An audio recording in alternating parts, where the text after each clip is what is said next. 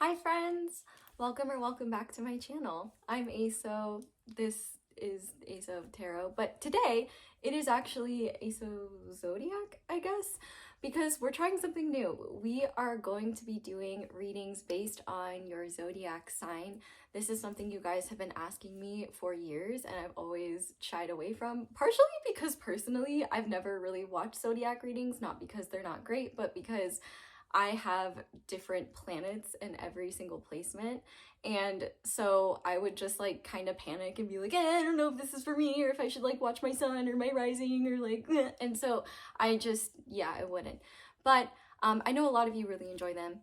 And I at first didn't know how I was going to be able to do a zodiac reading, because if you watch my regular readings, I like to yap. So I was like, there's no way I could just sit down and like do 12 of them. But I thought, well, what if I timed them and gave myself a challenge to fit these readings within a time frame? So that is what we're going to be doing today. We are going to be going through every single sign of the zodiac, starting with Gemini, since when I'm filming it is Gemini season. And we are just asking the question, what do you need to know most right now? And I'm just going to pull through the messages most necessary for you. And the cards will be up on the screen somewhere. That is for the editing gods to decide. And this is purely experimental. If you guys hate it, we'll never do one again. If I hate it, we'll never do one again. This will definitely test my stamina and my ability to keep things succinct. But I also think that this is accessible to those of you with TikTok brain rot, and I hope that you appreciate that, even though 12 minutes might still be like a little bit long. But you can do it. I believe in you, and I can do it. I believe in me. So here's to doing something new with the power of God, anime, and high fructose corn syrup on my side. I feel I cannot fail, or at the very least, I can at least get it done. Forgot to mention, this video is timeless, so it's meant for you when you see it, not when I uploaded it. So if you are checking this video out a year into the future and you're like, oh, it was uploaded a year ago, maybe it's not accurate. No, well, maybe it's not accurate, but it's not because of timing. It's meant to find you when it comes to you, not when it was uploaded. So just FYI, now for you is whenever now is for you, not for me. Cool. But anyway, I hope you guys enjoy this reading. Feel free to pick based on your sun sign, your moon sign, your rising sign. If any of you watch zodiac sign readings frequently, have any advice about how to pick, or you know what you end up going with, that would be really helpful even for me, and maybe those of us who are like me that don't know how to pick. But yeah, I'm excited to do this today. I really hope you guys enjoy it, and yeah, I will see you in your reading, starting with Gemini. Hi, Gemini. How are you doing? Happy birthday, solar return, if you are a Gemini sun. Thank you so much for being here. So I'm gonna go ahead and just show you your cards first, and then I am going to start the timer for 12 minutes, and we are going to get into it and see what you need to know. So starting with your first card, we have Judgment.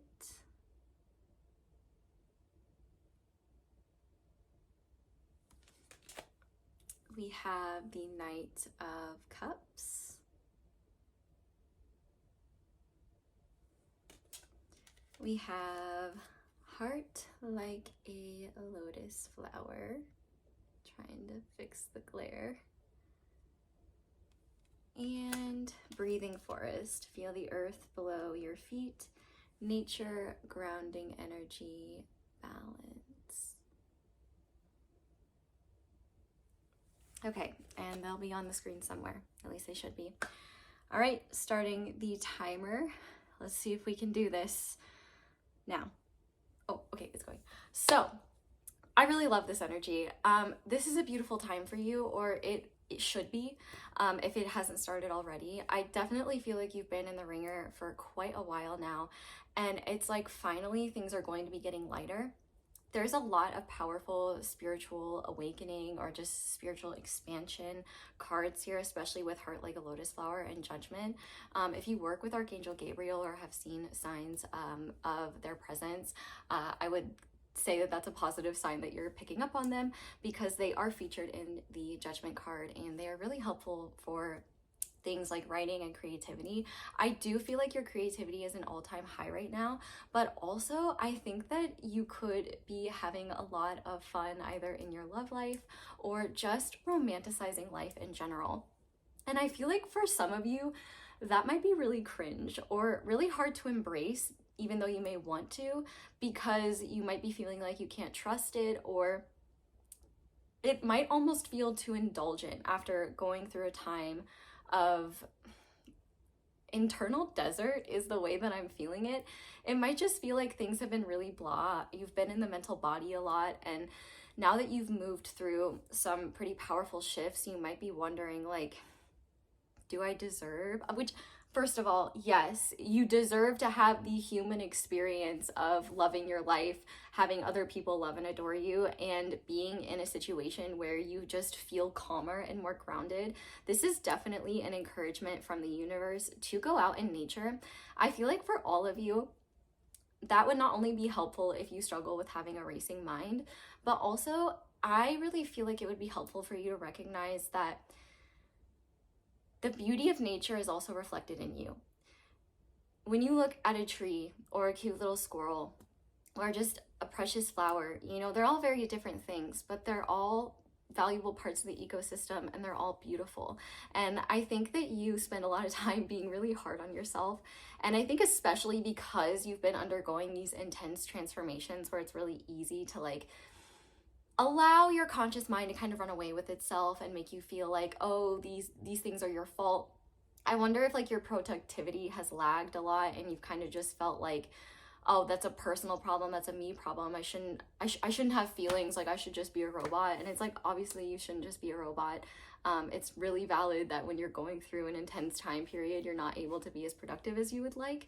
But this period of time is not about productivity in the traditional sense. It's not about grinding. It's about like feeling and living and just breathing. I feel like the universe is really wanting you to indulge in the things that make your heart soar. I wouldn't be shocked, and soar like SOAR, not SORE. I would be willing to bet that there's someone of interest in your life, or if you have a romantic partner already, I wouldn't be shocked if you guys are spending more time together or just having more romantic experiences. One thing about me when I channel is I do burp. Well, that's actually also because I'm drinking a carbonated drink, but I digress. You deserve to indulge in what you might deem frivolous or what you might deem as cringe, these aspects of life. That is part of your nature too, and I think it's a part that you yearn for. And I think what you're missing out on, especially if you've been trying to push yourself so hard, is the fact that actually this emotional richness will propel you a lot further than sheer force or mental prowess will. You do have a strong mind, but I feel like with heart like a lotus flower here, your heart is really ready to expand in ways where you let it take the lead more, and where you're able to interpret its wisdom with your strong mind, but also see beauty not only in the world, but in yourself and in experiences that maybe you wouldn't have been open to in the past, and realize like, oh, a lot of these shifts that I've gone through have been so that I can live life on a deeper, more true level and like experience things not only in a more present way, but in a way where you savor and cherish these things. I feel like there is a part of you that is still struggling with the idea of deservingness, or that like it's okay for you to have positive experiences, and that like there's not a but or an and coming at the end of it. Like, yes, there is this nice thing, but then this is gonna happen, or and now everything's falling to the ground. I really do feel like you could have a tendency to just get stuck in your head in ways that cause you to be on the periphery of your own human experience. And I feel like what you really need to know is that you're not meant to be on the periphery. You're meant to be in the center of the room. You're meant to be the center of your universe. And I feel like there are a lot of people around you that want to cherish you in that way. So I hope if you're doing something for your birthday, if you are a Gemini sun, like I hope you do something that really makes you feel celebrated and cherished. I feel like there are a lot of people around you that want to celebrate you, that want to shower you with emotional affection and warmth. If you are wanting to open yourself up to love, I feel like for a lot of you, you're ready. If you have been like avoiding it or, you know, healing from some sort of heartbreak. But for those of you that are aromantic or not interested in romantic relationships, and for all of you in general, I do feel like life is taking on a more romanticized lens, and you might feel like you're looking at things through rose-colored glasses, but I feel like you need to recognize the fact that in a lot of ways you've been forged into iron, and you have the discernment qualities to know whether something is like sus or not.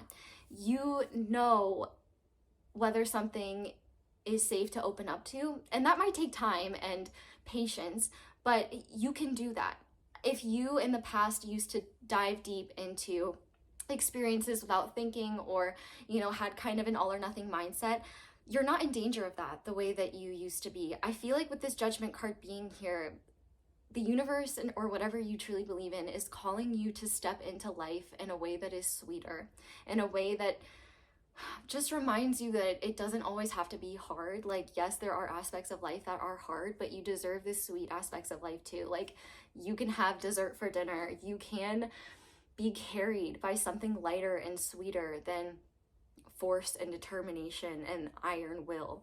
And I really feel like at this time you're going to be highly magnetic, and your creativity is at an all-time high. And I think what you're going to find is that it's a lot easier to not criticize your work when it comes from a place in your heart. I feel like for a lot of you, you're really good at coming up with these like dense creative ideas, or using your creativity in ways that like are just intellectually stimulating.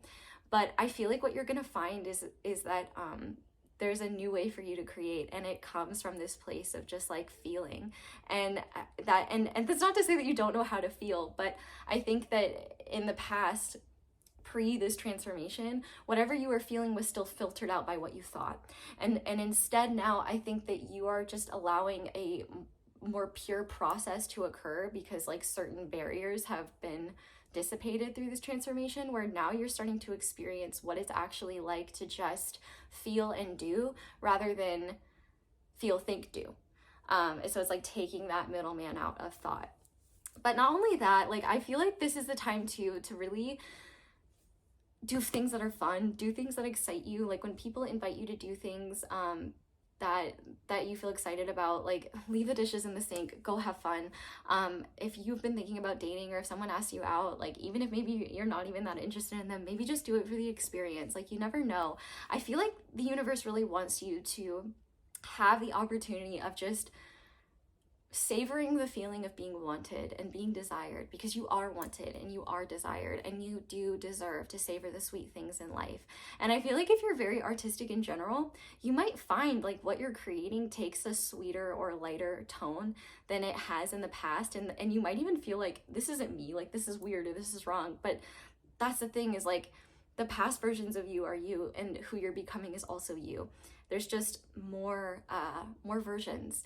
And I feel like this is also a time to connect with your body more deeply, to just cherish its chaotic magnificence, and embrace being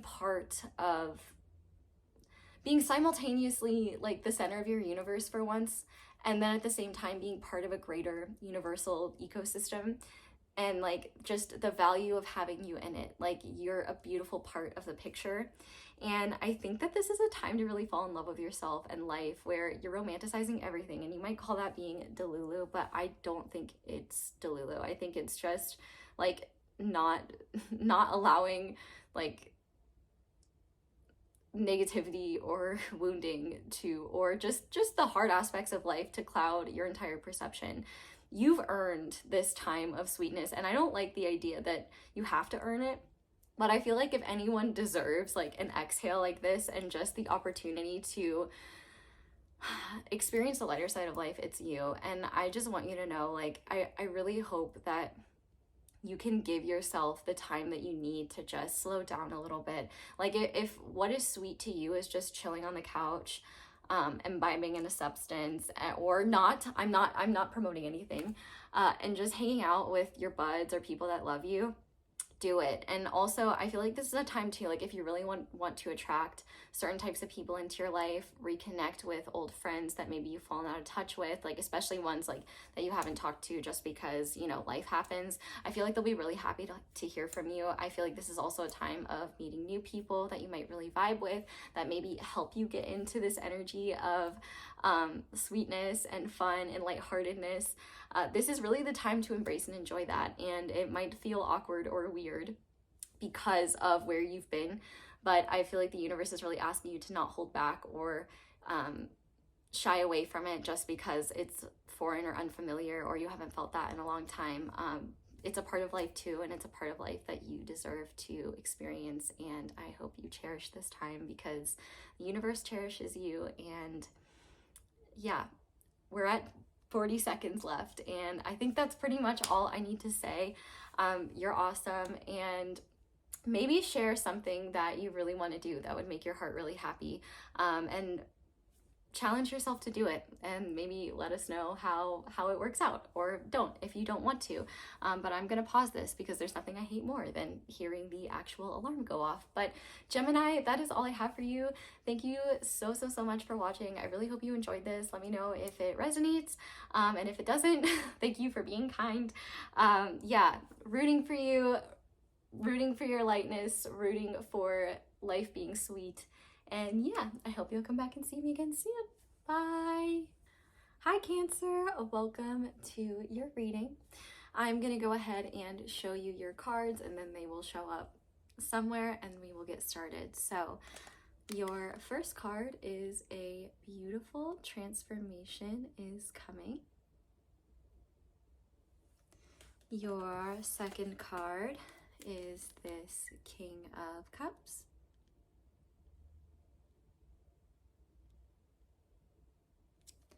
Your third card is the Seven of Swords.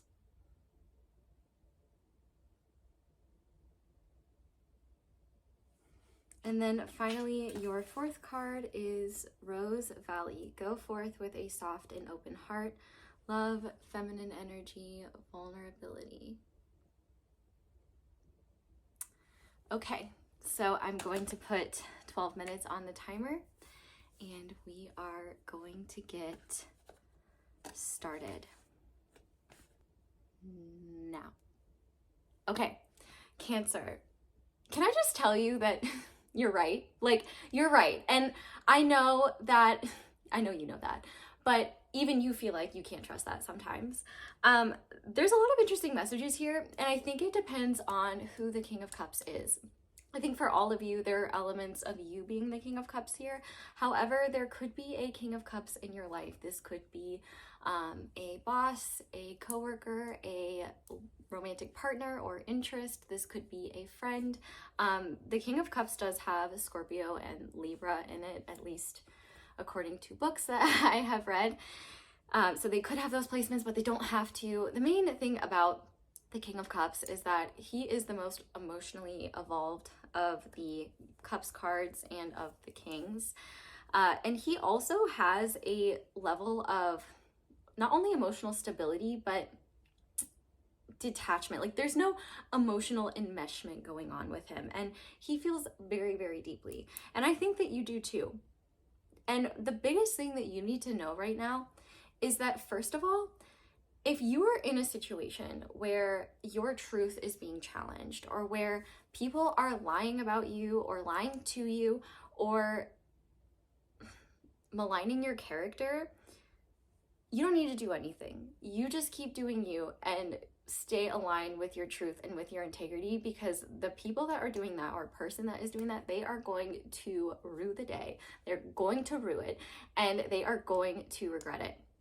I really feel like your biggest strength in whatever challenges you are facing, and I feel like the challenges that are really coming through are related to relationships, and no matter what type of relationships they are, if you don't resonate with you being the King of Cups at all, I feel like there is an encouragement here that the person that you're likely asking about is someone that maybe you're afraid to open up to because they maybe hide their feelings more, or they don't come across like they feel very deeply.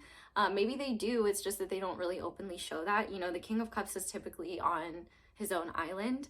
And so I feel like you might be overthinking the response or the sense of rejection that you would get from someone for just being more open and honest about what you're thinking and feeling. But that is actually what is going to yield the best results. If there have been like awkward pauses in communication, like maybe like miscommunications, or oh, like I'm afraid to reach out to this person because I don't want them to I don't want to be annoying, or you know, something like that, like I can almost guarantee you like that's not happening. And in fact, you're like, the key to success is vulnerability, and vulnerability doesn't have to be like, oh, this is what happened to me like in the 10th grade. Like it can just be like, hey, like this is what's going on with me, or I'm not really comfortable sharing this, but like this is happening. It's just honesty and authenticity, but without, you know, going beyond where your boundaries are. It's about being honest with those boundaries. And I feel like there could be some people or person in your life that might be a little suspicious, where you are unsure of whether or not they're trustworthy or whether or not their intentions are true. And the best way to know this is to not be suspicious of them, but rather be authentic and be real, because that's what's going to expose whether someone has deceptive intentions or not. However, I do feel for some of you, you may be projecting the fear of other people having deceptive intentions, or people that were deceptive towards you in the past, on anyone you interact with, which is understandable because it's just you're trying to protect yourself from threats that you don't know if they're threats or not. And the universe is really encouraging you to be open and vulnerable about like, hey, like communicating in a way where you're honest about like what you're wanting. So for example, you know, if this is a romantic interest, like, hey, I would love to spend more time talking to you. I don't know if that's something that you would want, but like, you know, just like going into it a little bit. Or if this is somebody that you work with, saying like, hey, I'd really love to like talk, like chat and get to know, like ask you some questions and get to know how you do things. Like I feel like you're really worried that you're gonna get a response it's like, no, like loser, like why would you ever want to talk to me, like you suck. And like that's not realistic. That's your brain doing a 7 of Swords. But there is also like a common narrative that like it is bad or cringe to be open and vulnerable, and you see that like if you are a human on the internet, which you are, you probably have witnessed someone be very vulnerable and open, and the cretins of the internet are not kind. But I think the power in those situations comes from someone recognizing that they can't control what the response is, but there's power in standing in their truth. And I feel that is something that you are meant to embody. If you're trying to create change in a relationship, whether you're a romantic one or any kind, like wanting to create more closeness with someone, you're definitely being encouraged to be softer and more open. But also, I feel like on a deeper level, this could also just be about living life in a way where you feel less guarded.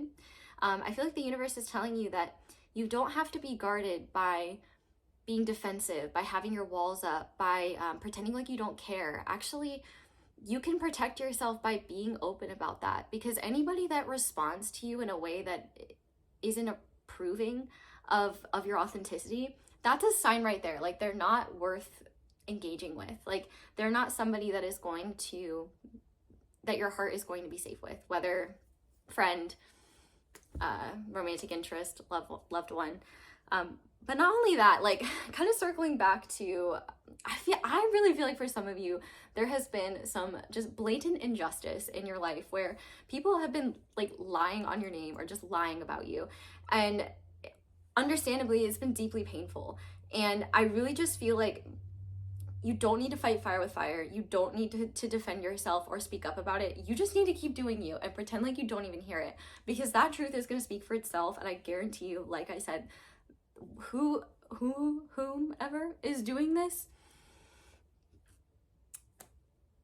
the day of reckoning will come. I'm just saying, like, and you won't have to do any of it. Like, your truth speaks for itself, and it does require a bit of patience, but it will get there. Like, the fact that a beautiful transformation is coming is like this card that's coming through for you.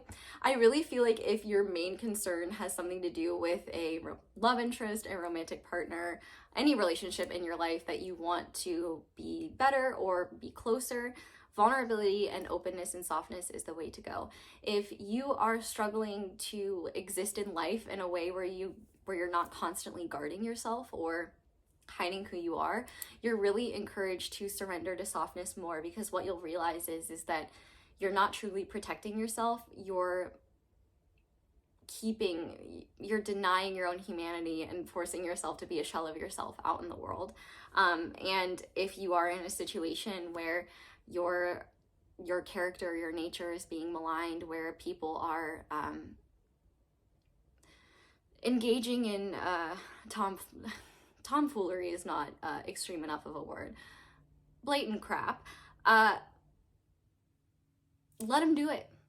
They will expose themselves, and that truth will be brought to light, and you won't even have to do anything.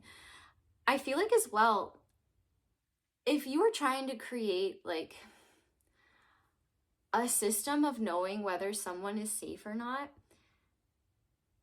obviously like emotionally dumping isn't a great idea, but I think that as you start to get to know someone, being just more frank and earnest about your experience, about your emotional depths, about how you feel about things, about what your experience is, seeing if people can meet you there will be an excellent sign of whether or not there's someone safe to engage with. But also, like I said, you have a better idea of whether people are going to be capable of that than you realize. It's your conscious mind that goes, well, we don't know, like, we don't know them well enough, and like, we could be wrong.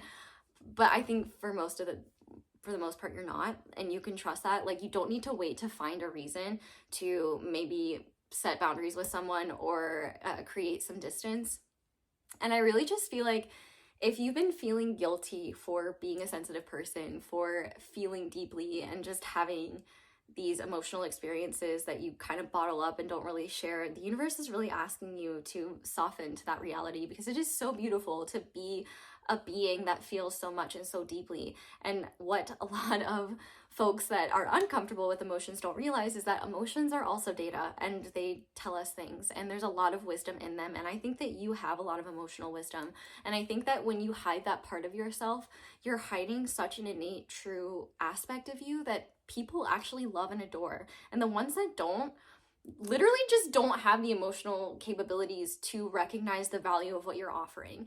And those are people that you shouldn't even really like see as, like, you shouldn't even see that as rejection. You should just see that as like, oh, okay, like, you can stay in the shallow end in the kiddie pool. Like, I'm gonna go hang out in the deep end and like dive off the diving board and stuff, because that's how life is fun. And I think what you'll find is that the more like you just soften those defensive aspects of you that feel like you have to hide in order to be safe, you'll realize like, oh, that's actually self-betrayal and denying a part of my nature. And actually, I think what you'll find is that you get very clear responses from people outside of you by just being in your authenticity and your true nature, where you're able to clearly know like, okay, yeah, like this is someone that I can develop a deeper relationship with. Okay, yeah, this authenticity can actually help ease miscommunication or misunderstandings. I'm gonna do that in the future. And those that can't, you're just gonna be like, okay, like they can't meet me there, like that's fine. And like, it's gonna be so much easier to move forward because you'll know who those people are that you can connect with in that way. But I'm at less than a minute, so just to summarize, like, your big heart is so beautiful. Stop trying to protect it. It doesn't need protecting. You have the wisdom to know whether it is safe for your heart to engage with people or not. And the more you embrace it, the more free you will feel, and the more you will realize you don't have to be so guarded. So that is where I'm going to leave your reading, Cancer. Thank you so much for watching. I really hope that it resonated. Thank you for letting my ads play in the background. I kind of forgot to say that in the other readings, but that is the simplest and easiest way to show support and appreciation for my channel. But also, liking the video is really helpful. Commenting down below, letting me know if it resonates, if you want to see more readings like this, if you want zodiac readings, yeah, other ways to support merch. You subscribing. Been a YouTuber for years and I literally forget that. Watching other videos and yeah, sharing this stuff like that. But thank you for being here. Thank you for watching. Thank you for existing. And thank you for having a big heart. I love you so much and I hope you'll come back and see me again soon. Bye. Hi Leo. Welcome to your reading where we are looking at what it is you need to know. I'm going to start by showing you your cards and then they will appear on the screen somewhere and then we will get started. So your first card is the Page of Wands. Your second card is Soul's Window. Listen to what speaks to your soul. Purpose, passion, truth.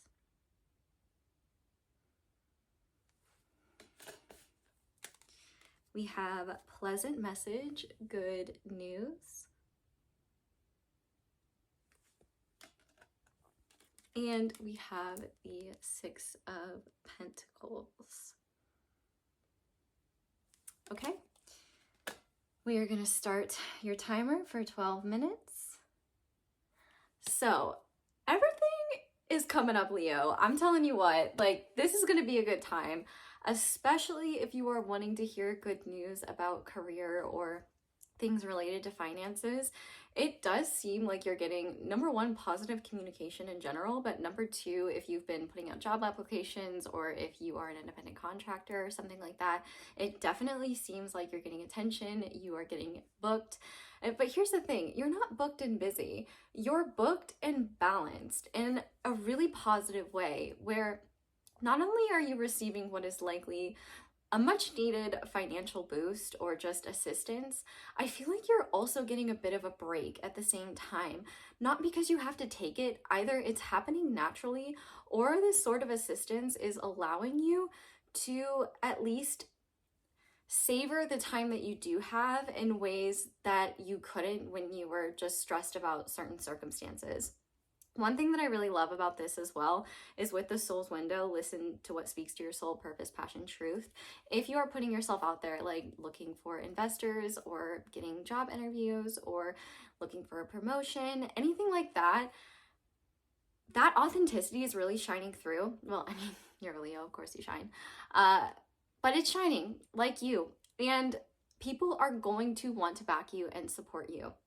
However, I do feel with this support, material, financial support you're getting, there's also a bit of a, I hate to use the word test, but test, to not give it all away in the pursuit of those who just want it for themselves.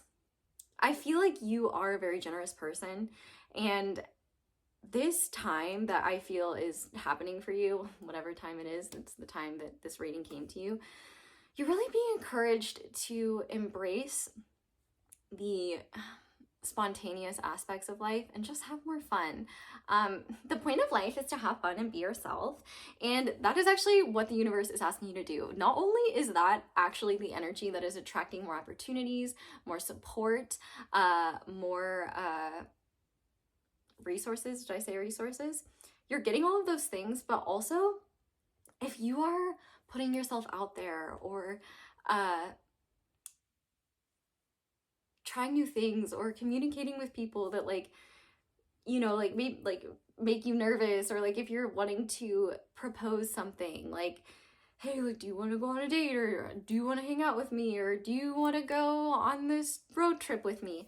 I feel like you're going to find that people really want to join you. And I would say if you have trouble knowing like who are the people you should surround yourself with, at least at this time, who feeds in to your fun energy? Because life for you right now should be about having fun. Like you are meant to balance this this increase in the support in your work world, in your financial world, with taking the opportunity to use some of that to just savor the parts of life you haven't been able to because you've been working so hard and have likely, understandably, been a bit stressed.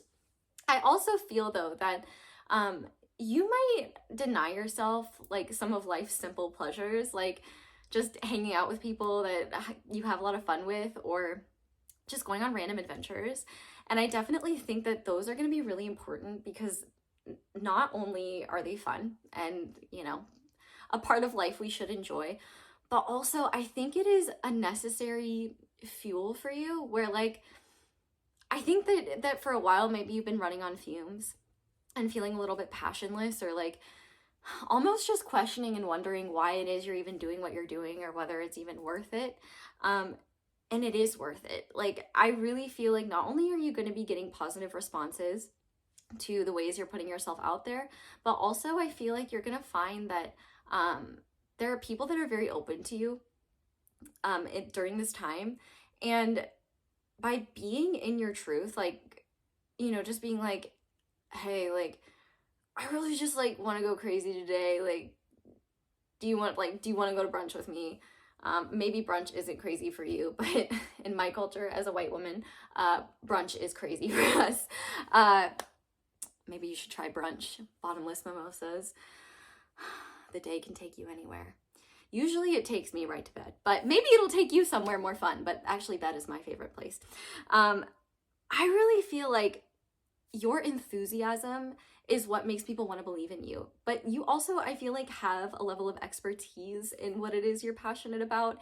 And you have this like, you have a suaveness to you that I feel like you don't recognize. Maybe you do a little bit, but maybe you've questioned your ability to lean into it or trust it because you've been in a more stressful place.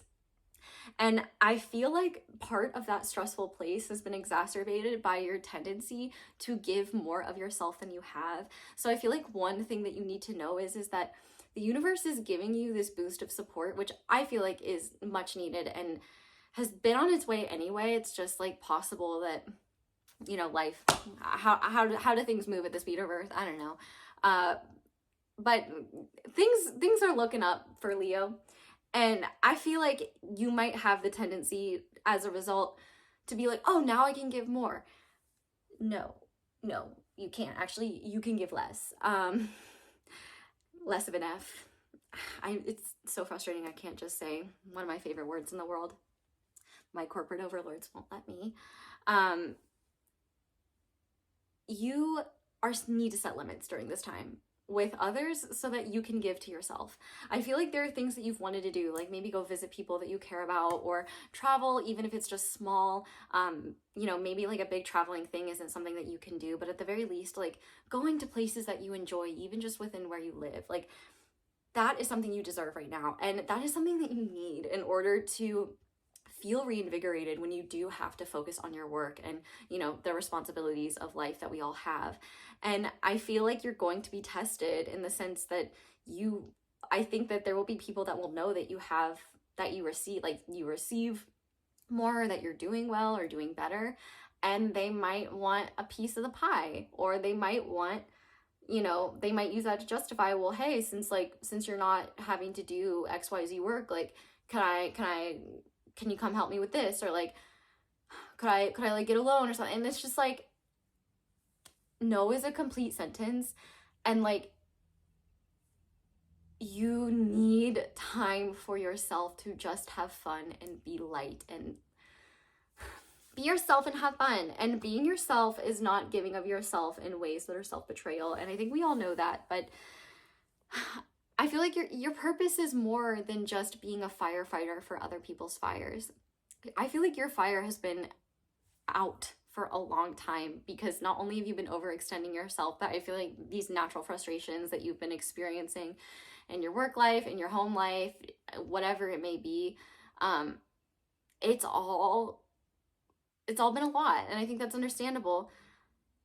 You need time for you and time to connect with those that make you feel good and that make you feel light. Like, I'm getting in my head that scene from Step Brothers where Brennan and Dale realize that like they have so much in common, and they like go do karate in the garage. Like, you need someone who is going to do karate in the garage with you, whatever karate in the garage is for you. That will just reignite your spirit in ways where you're like, oh, okay, like I wasn't too far gone. I just wasn't making time for myself. And I think that's the real message. Make more time for yourself, because I think that's actually what is going to help people want more of you, and want more of you, and like in terms of like hiring you, in terms of promoting you, in terms of like giving you opportunities to step up and prove yourself, opportunities to shine your light. Like, people do look up to you. You are a natural leader. But I think at times you use that leadership as an excuse to take unnecessary responsibility for things that aren't your job. And that has definitely led to a dissipation of energy, of passion for life, and of it just a desire to like do things for yourself. And so Spirit is really asking you to like take these blessings that are coming in, take this good news and use it as an opportunity to do the things that you've been putting off that have just been for you. Now is the time to put yourself first. And you are a Leo. I know you know how to do that, okay? You can do it. You can be the center of your universe. At least you're the center of the solar system if you're a Leo sun. Well, I guess like Leo is ruled by the... Anyway, other than that, if there are things like, if you're wanting to shoot your shot in a certain way, now is the time to do it, especially when you're feeling good about yourself and just like things are already starting to look up, or you're just feeling a bit more energetic. You will find that people respond to you quite quickly. People want to help you. People want to support you. And I feel like things are just going to be a bit easier moving forward. The only way they will be unnecessarily hard is if you're giving of yourself in ways that are detrimental, and you're doing that from a place of, I know I probably shouldn't, but they need help. Like, that's not a good justifiable reason. And also you may want to ask yourself, what is help and what is enabling? I definitely feel like in this case, it is hard to hold on to what you've worked so hard to earn when you freely give it away to those that are in a different place than you, or are not as willing to, well, I don't know. I don't need, like, you know, just trust that people can fight their own battles and that you don't need to fight everyone else's. You're not a mercenary. You're a human being. And if anything, you're meant to be having fun, not fighting battles in wars that aren't yours. You've got your own wars and your own battles, and you are a brave soldier. But right now you're not meant to be a soldier. You're just meant to be frolicking and having fun, enjoying the pub, enjoying whatever it is that makes you feel alive and passionate, because that is what's going to bring you even more good news, even more success, even more resources. And that is what is going to help you just remember who's in charge and who's the main character here, and that is you. And with that being said, I am almost out of time. So Leo, that is where I'm going to leave your message. Thank you guys so much for watching, and thank you so much for letting my ads play in the background, because that is the simplest and easiest way to bless me with financial resources, or just liking the video. That can be really helpful. Liking, commenting. You check out Kindle's social media, other videos, ones with extendeds. But yeah. Oh, subscribe. Forget that. But thank you for being here. Thank you for letting me read for you. I hope you guys take this time to just have more fun and let your Leonine mane down and set yourselves free. Thank you guys so much for watching. I love you guys so much, and I hopefully will see you again soon. Hi Virgo, welcome to your reading, and thank you so much for being here. I am going to show you your cards, and then we are going to get into your reading, and they're going to be up here somewhere. So your first card is the Five of Pentacles. We have Peachy Paradise, enjoy the view in front of you, happiness, contentment, gratitude.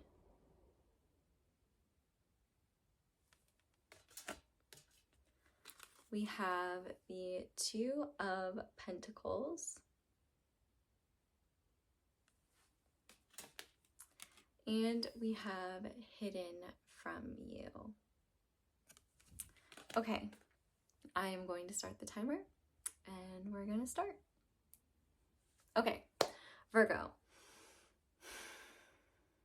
I feel I need to take a deep breath. I recommend you do the same. I feel like things have been a little bit tough for you, and here's what I want to tell you. Like, first of all, it is so valid and so real for you to be feeling the way that you have been feeling. I feel like you've been feeling like running on empty for a while now, and also like just pulled in a million different directions and having to play this like role of the one that's balancing everything, doing a balancing act.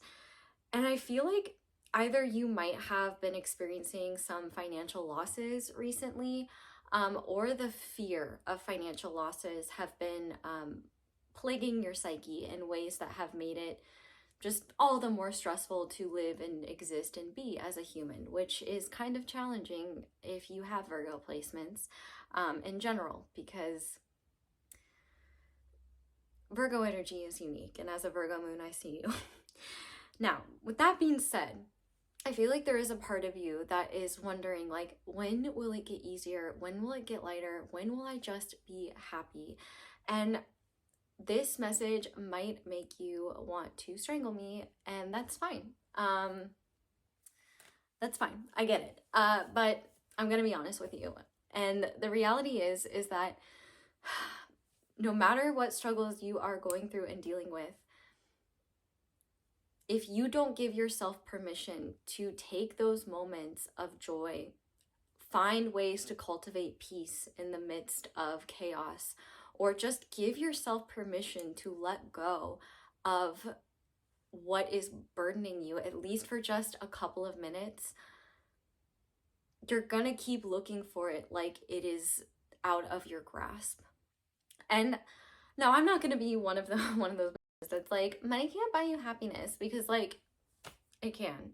It bought me this wallpaper, like hello. So much joy.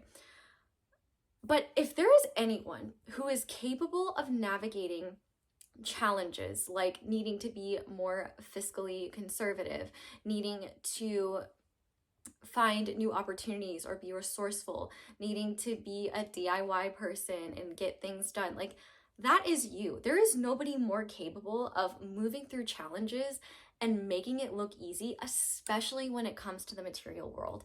And the hard thing is that because you do things so well, you make it look easy to other people, and other people probably don't even realize how much you're actually struggling or what is going on with your internal turmoil. And the thing is that I feel like you are struggling emotionally and mentally, but materially speaking, I feel like whatever your financial circumstances are and your material circumstances are, you're doing amazing, actually. Like, even if you're experiencing losses, even if you are having to conserve, or even if you are just having to make ends meet right now, like, you're making them meet, like, ends meeting. However, I feel like you are projecting this idea into the future, like you can only be happy once you've reached this level, or once XYZ burden is no longer here. And I feel like that is robbing you of the opportunity to recognize that one of the best things that you can do is steal those moments of joy. Because there's so much messaging around us that says like this thing will make you happy, or this level of success will bring you joy. But the reality is like joy is accessible for anyone and everyone. And what makes us feel joyful, I think, is different for everyone, and it can still be hard to get there. But the thing is that I feel like you are allergic to contentment, not because you feel you don't deserve it, but because you can always see how something can be improved or changed. It's almost like it's never enough. There's always something more. And okay, Britney Spears, I get it. You're like, give me more, and you deserve more, and you're gonna be getting more. But the thing is that I feel like, number one, you might interact with people that have a very negative outlook on life, which is very normal. And not to invalidate those experiences, but you might feel like seen by them, and you might feel connection from that, but you also may not recognize how that mentality and how their perspectives and like interacting with them too much could maybe make it harder for you to see where there are those small moments of joy, or where you can like have a moment's peace to yourself. The fact that we have Peachy Paradise here, I feel like there are actually plenty of things in your current world that do bring you a lot of joy or that you are grateful for, that are just hard for you to see right now because like a lot of what is stressing you out, what you're worried about and what you're yearning for are taking up a lot of space in your mind. And that's okay, but I think that that is creating a belief that the only way that you can have joy or peace or contentment in your circumstances is if those things go away. But what I feel the universe is challenging you to do is to see that those things are there and find what feels good anyway. You can do that. Like if you're a Virgo, you know, you find joy in the small things. You can add things to a routine. You can find ways to like make life a bit better. Like splurge on the higher thread count sheets, you know, make food that makes you feel good. Like turn off all your technology and give yourself a night of silence. I feel like the hard thing is though, is that you can do all that, but if your brain is still like, yeah, but we need to do this and we haven't done that, and like who knows when this is going to happen, and I'm angry about the state of things in the world. Like there's just so much going on, and you have to give yourself permission to put it down, because if you don't, it's just draining you and it doesn't change your circumstances. You're already doing so much to put yourself in the best position possible. Like you're already doing virtually everything. And I feel like there are some people outside of you that might be feeding into this idea that nothing will ever get better and that you're powerless against your mind, or that you're powerless against, you know, these greater forces. And yes, there are forces outside of us that we cannot control. But I feel like there are certain aspects of your material reality where like certain answers or opportunities or just ways that things are meant to shift, like those aren't coming to you yet. Like they're hidden from you, but they will be revealed. And I think the thing is that I feel like a lot of your best, your moments where you feel the best are moments of nostalgia. And the thing is that you're nostalgic for moments that in that point of time, you were plagued with the same things that you're experiencing now. And no matter how different your circumstances were, I hope that that can be a reference point for you to recognize that there is good right in front of you. I mean, obviously you're watching me, but like also like there is good like in your surroundings. There is good when you look in the mirror, when you see yourself. Like I feel like you need to find the value in your own validation, and in the fact that like you don't have to be perfect, because perfect doesn't exist. And I know we know that, but it's easy to create some cognitive dissonance of like, yeah, but I still need to be. No, you don't. And I think there's a part of you that needs to also admit that you take responsibility for things and probably ask for less help than you should, and need to be okay with the imperfect reality. Sorry, that was my hip. The imperfect reality that the material world offers you, because there are still wonderful things here. And I feel like even if you have dissipated everything like in your psyche that you feel is what is taking you from just feeling peaceful and from feeling good, your psyche would find new things. Like it's really just a matter of, am I willing to learn how to let go, even if it's just for a few minutes, so that I can experience what it is like to mentally exhale and just be gentle with myself. Like if anyone needs gentleness, it's you. And like the thing is you're doing everything in your power to put yourself in the best position possible. You don't need to add this mental weight and burden on top of it where you're shaming yourself or critiquing yourself like you're some wounded person on a snark Reddit that's like criticizing every little thing about a person. You know what I mean? Like that's not healthy. And like I think that you might be stuck in criticizer brain, and you might need to like take a step back and be like, I'm enough as I am, and I'm already doing enough. If you have a pet, an animal companion, find the joy in just cuddling with them and petting them. If you have a partner or a family that you love, find the joy in just being with them and not thinking about what you need to do tomorrow or what's happening the next day. Just give yourself permission to find, to be in the now and what is in front of me now that I am so happy to see? Is it a cleaned kitchen? Is it a decluttered closet? Is it using your personal power to make your brain feel a little bit lighter? That takes work, but you can do it. And I feel like one thing the universe is kind of asking of you is set limits with the things that make your mind feel more negative. Pay attention to like your media diet and the things that make you feel like you can't change or that what you're doing isn't enough. And pay attention to where you compare yourself, because I feel like that comparison is really one of the things that is stealing your joy. And I feel like one of the things that should bring you joy is your work ethic and how responsible you are, and also how you make it work. Like, you are Tim Gunn, like you make it work no matter what you are working with. And like, that is a beautiful thing. You are a problem solver and you eat challenges for breakfast. But I feel like there's this idea that your mind isn't part of that. And what's really important for you to recognize is that you don't need to punish yourself. If anything, you need to give yourself a damn break, because you deserve it. And more than anything, there are moments of peacefulness and happiness that are right in front of you that you're going to miss, and you're going to recognize later and view them as nostalgia if you don't start giving yourself permission to see the good in what already is. And it's not saying that you don't. I just feel like it's easy to forget, and it's just easy to get bogged down by worries. And if there's anyone that doesn't need to be bogged down, it's you. Like, you're not meant to be in a bog. You're meant to be on a lazy river. Literally, honestly, literally, like relaxing. But even in relaxing states, if you can't get your brain to relax, it's not really relaxing, and my timer is going off. But Virgo, I love you, dude. I know how hard it is. Even if it's just for 5 minutes, do what you can to find any way possible to just give yourself a moment's peace.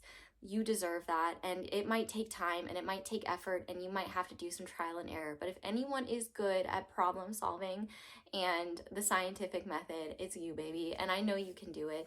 And what I want you to know most is that it's okay to be frustrated, it's okay to be angry, and it's okay for this to not happen overnight. But what's not okay is to beat yourself up for not performing at the level of perfection you expect yourself to. That is low-key sociopathic and anti-life. And so if you can just give yourself a little bit more grace and challenge yourself to just be less hard on yourself. Much easier said than done, but I know you can do it. And if anyone is good at finding practical tools, my foot is dying. If anyone is good at finding practical tools and solutions to issues that seem insurmountable, it's you. You just got to turn that back towards yourself and recognize that if anyone deserves that Virgo in excellence, it's you. And I know you'll do it. And when you learn to find contentment in the way things are rather than the way you wish they would be, the world better look out, because whew, not only are you going to be getting things done, but you're going to be getting things done and feeling a lot better doing it. And yeah, you're basically going to be an unstoppable force. And I love that for you. So Virgo, of course, I give you a little bit more. That is where I'm going to leave your reading. Thank you guys so much for watching. Thank you so much for letting my ads play in the background, because that is the simplest and easiest way to support me. But if you'd like to support me in other ways, liking the video, commenting down below, letting me know how it resonates. Subscribe, comment, like, all of that is really helpful. If you have any tools that help you, feel free to comment those for the other Virgos out there. Yeah. Check out other videos, share this one, let me know if you enjoyed it. Thank you guys so much for watching. I love you guys so much, and yeah, I hope you'll come back and see me again soon. Bye! This lighting situation will not do, and I got rid of my lights when I moved, so I am gonna go down to the Walmart and get me some lights, and I'm gonna be right back. A little longer than a few minutes later. Hi. Quick PSA for the rest of the video. The lights that I scrounged retail hell for, I have discovered have many colors on them, and it is fun. So if you are expecting me to have a bright white lighting situation that is a sensory nightmare, I would ask that you close your eyes or find your sense of whimsy. Thank you. Hi Libra, welcome to your reading and thank you so much for being here. I'm so used to saying if you guys chose, but I guess if you chose Libra because you have Libra or felt drawn to Libra, this is going to be your reading on what you need to know. Welcome to the pink purple party. Okay, so I'm gonna go ahead and show your cards and then we will start the timer. So your first card is Campfire Circle. Your second card is the Moon.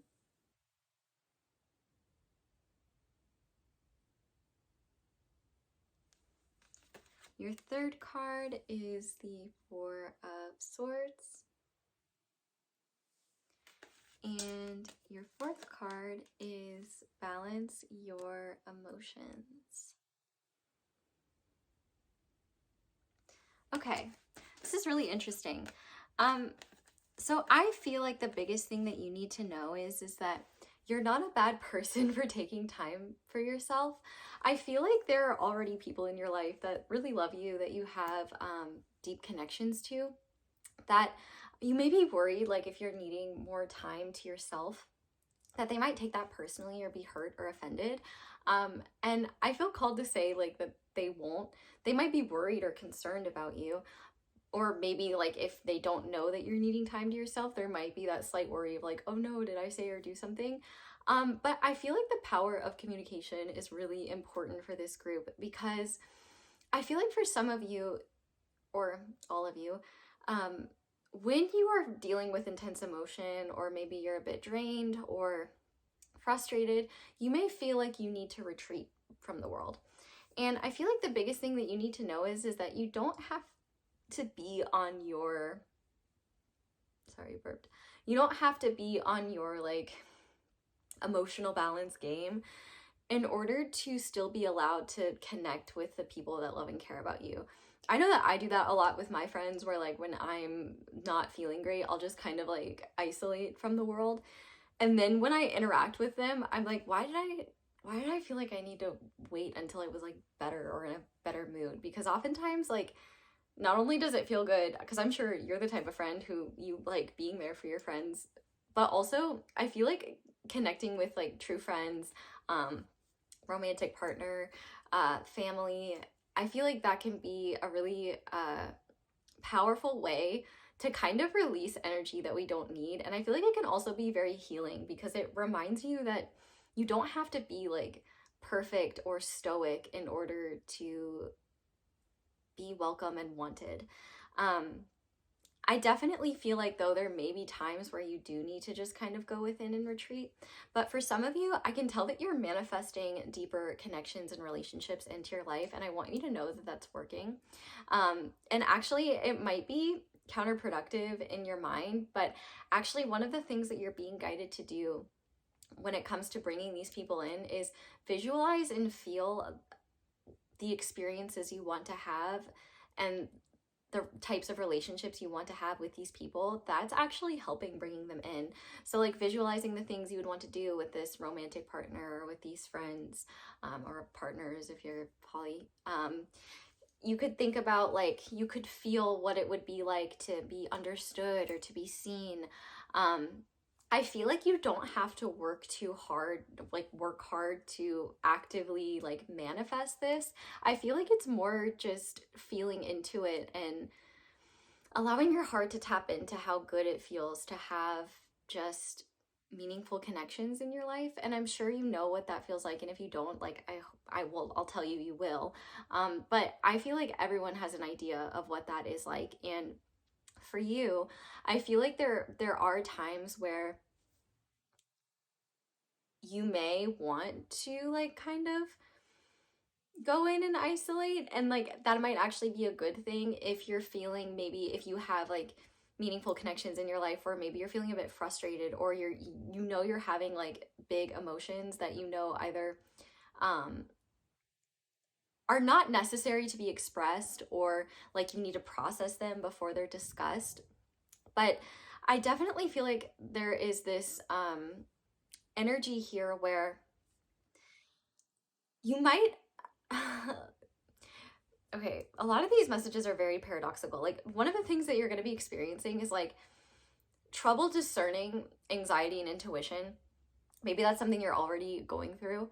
I definitely feel like people that are trustworthy in your life that you feel really safe with could be valuable resources in terms of like bouncing your energy off of them or just talking to them. And you may not even need to talk about what you're trying to feel into. It's just that like I almost feel like when you're around the people that make you feel good and calm and safe, that will almost like recalibrate your energy so that what you weren't able to hear becomes much more clear. And you might even find that they say or do things that like are answers or signs in of themselves.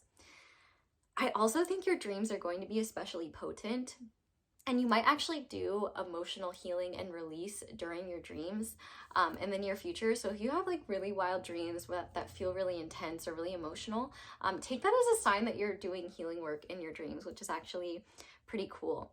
But also there's a message here about leadership. I feel like the universe is priming you to step into deeper leadership roles. And in one way in which they are doing that is helping you find the balance between connection with the outside world and connection to your own inner world. And it's really important that you not set standards for what you think that needs to be, and rather just flow with what is. Really tap into like, when am I craving connection, socialization, and when am I really needing time to myself? And I feel like there's this emphasis on, please do not feel guilty about what you need in that moment.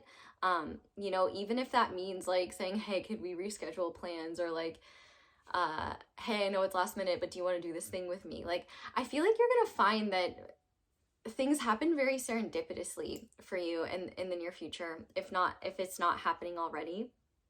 But I definitely think that one of the things that you are overcoming, and I don't want to say like healing, because I know it's kind of a trope, but like I feel like you're seeing through a lot of the way that your fear talks to you and recognizing that that's not the truth in ways that it may be registered as truth in the past, maybe because you weren't consciously like tapping into it or acknowledging it. It was just like part of your inner dialogue or just your thoughts or your subconscious emotions. So you couldn't really realize that they were distorting how you saw like your friendships and how you saw yourself. And I feel like what you need to know is that you are working through this powerful process of becoming better at being gentler with yourself, and also recognizing like connecting with people is not a shameful or stupid thing. Like being human or being a little messy. I mean, come on, you're a Libra. Like I'm sure you've experienced some mess or enjoyed watching it from a distance if you're one of the more peaceful Libras. I feel like you're just a valued member of communities you may already be a part of. But also, if you feel like there is no community for you, I do feel like this is a call for you to create a community that would be really healing for you. And I think, that may not mean that you like need healing for this circumstance, but it could be that maybe you're like creating a community or taking the lead and forming like a pod of people that do and share and act towards each other in ways that your younger self always yearned for and wished they could have, but wasn't able to experience for whatever reason. There feels like a genuine deep sweetness to this, where a lot of the interactions are pure. And the only time that things start to feel distorted is when you start to overthink and be like, oh, did I talk too much? Or like, you know, was I being annoying? And no. And I think what you're going to realize is just through sheer action and how people treat you, that you're very much wanted in these circles, especially if you created them. Of course you'd be wanted, but also if you're entering circles that you feel really at home in, but you feel uncertain.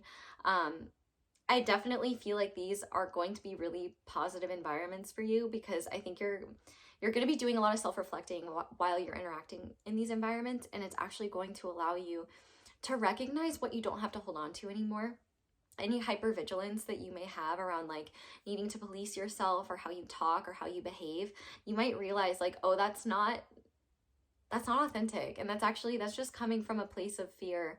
And I don't need to hide myself, because you don't need to hide yourself.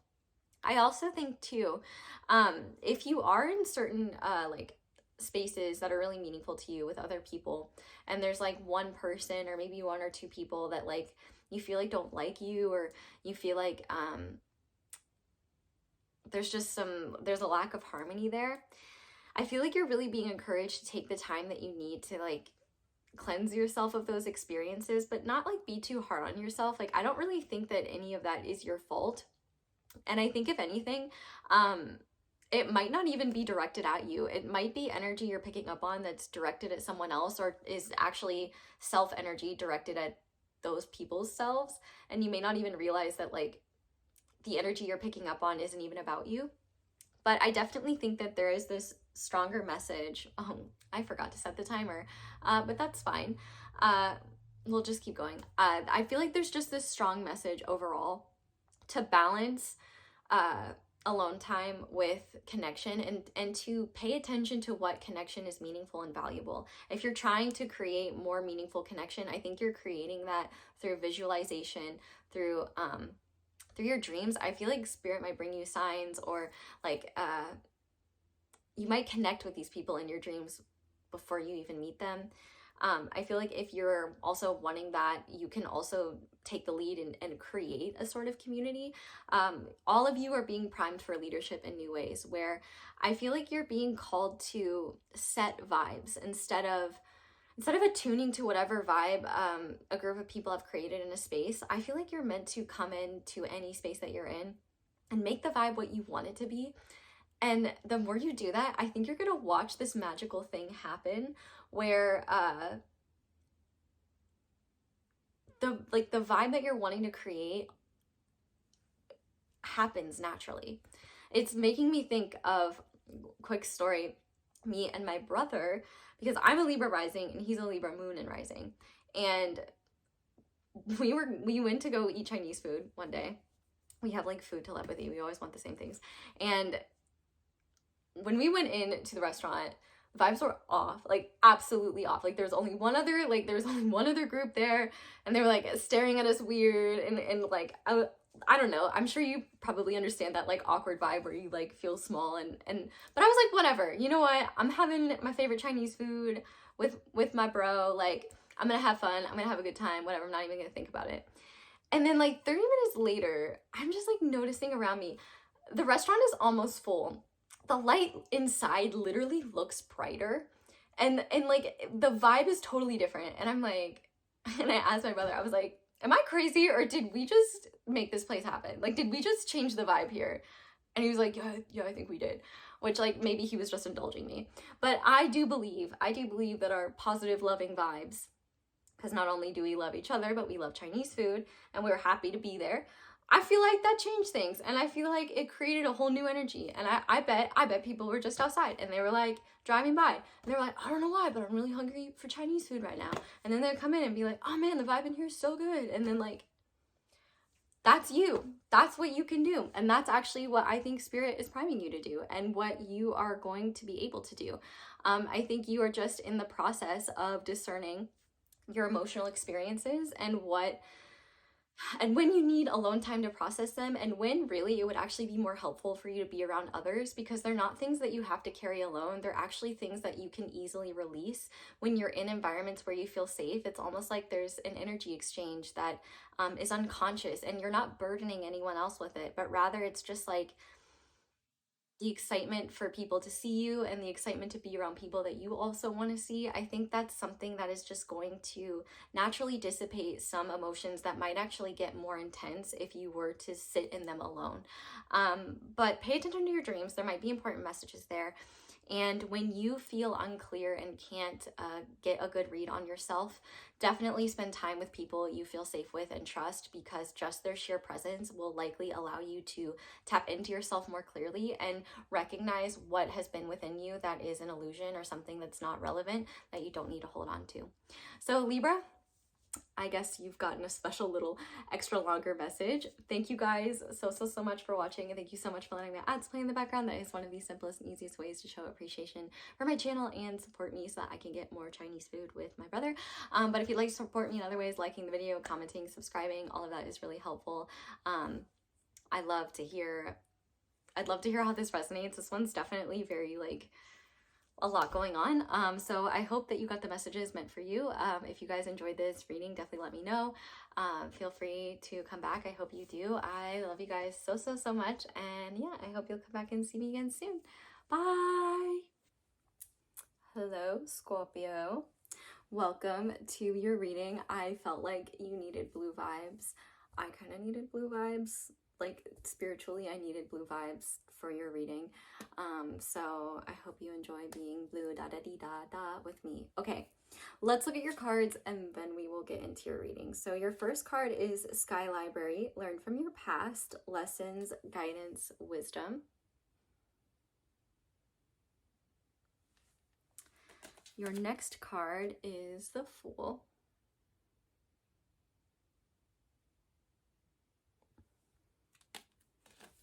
Your third card is Temperance.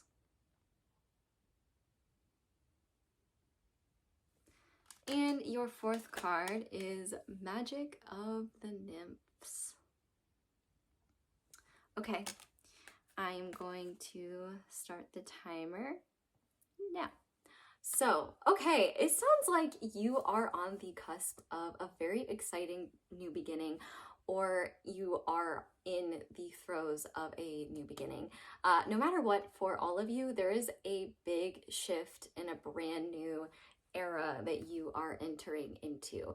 And I'm really excited for you because I need you to know that you are so capable of handling this. And I feel like for some of you, you might be really nervous about this new beginning. It might have to do with a relationship, a person of interest. It might have to do with like a new job. It might be like living your life from a whole new perspective. You might have moved or be planning on moving. But even then, even if nothing in your physical environment is changing, you've changed significantly. You are on a brand new path. And whether that is one that is internal, and it is internal shifts, or external, you have worked hard to get here. And depending on what this is, I do just kind of want to like give my kudos to you, because I can tell like whatever this is, you've either worked really hard for, or it's taken a lot for you to open yourself up to it and be willing to take the risks maybe necessary to follow this new beginning. And I like need you to know how capable you are of following it, and that you are going to do great with this new beginning. It is going to require some patience with yourself. And one of the things that I do want you to know, though, that you may not clock, that I'm going to clock for you, is you are somebody that learns from your mistakes. And there are going to be instances, if you haven't experienced them already, if you haven't started this new beginning, or you just haven't run into an instance where this would occur, where you are going to have the opportunity to see where you would have made a mistake in the past, and the wisdom that you've gained from those past mistakes are going to be like, wait a minute, we've seen this before in like different clothes. Let's do this instead. And you're going to avert challenges with grace and ease in ways where you're like, wow. And the irony is, though, is I don't know if you will even recognize that, because I feel like it will be almost so instinctual to you, where like you may not even consciously think, oh wait, this is a mistake. It's so ingrained in you to do things differently that you might be like, well, yeah, of course I was going to avoid this mistake. Like if I would have brought it up, it's like, well, that's just what I felt like I needed to do. But you don't recognize that like you didn't always feel that way. Like that's growth, that's strength, that's badass, and I'm proud of you. And you should be proud of yourself. Like it's a really cool thing to learn from your mistakes. It's like, that's one of the reasons we're here at Earth School. Like it's great. Not only that though, I definitely feel like this path that you're following down, it's going to be really fulfilling. There's going to be so many opportunities for you to just expand your wisdom. And there are going to be times where you act instinctually and it doesn't lead to the outcome you want, or you find yourself acting in a way that is very human, and you might be like, well, this doesn't match the standard I've set for myself, and so therefore I must self-flagellate. And it's like, no, let's not self-flagellate. Let's just like look at what you can gain, what wisdom you can gain from that experience. But also, sometimes you're just gonna have human moments. Like that's just how it is. And I think that whatever this new beginning is, you might underestimate like how much work it's going to take, just in terms of like what you're having to dedicate yourself towards, or just all the factors that you have to keep in mind, that it like, to then on top of it be policing yourself and like constantly like making sure that you're in alignment with your own expectations of yourself. I feel like that's just unnecessary. I feel like you don't need to think that hard about how you're acting, which is ironic because a lot of what I've talked about in terms of your actions is kind of intuitive anyway. So I really feel like you can trust yourself more than you realize. And I know Scorpios and trust,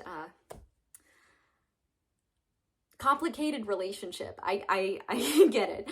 But there's an opportunity here for you to not have to take so much responsibility for yourself. And I think that you should take advantage of that.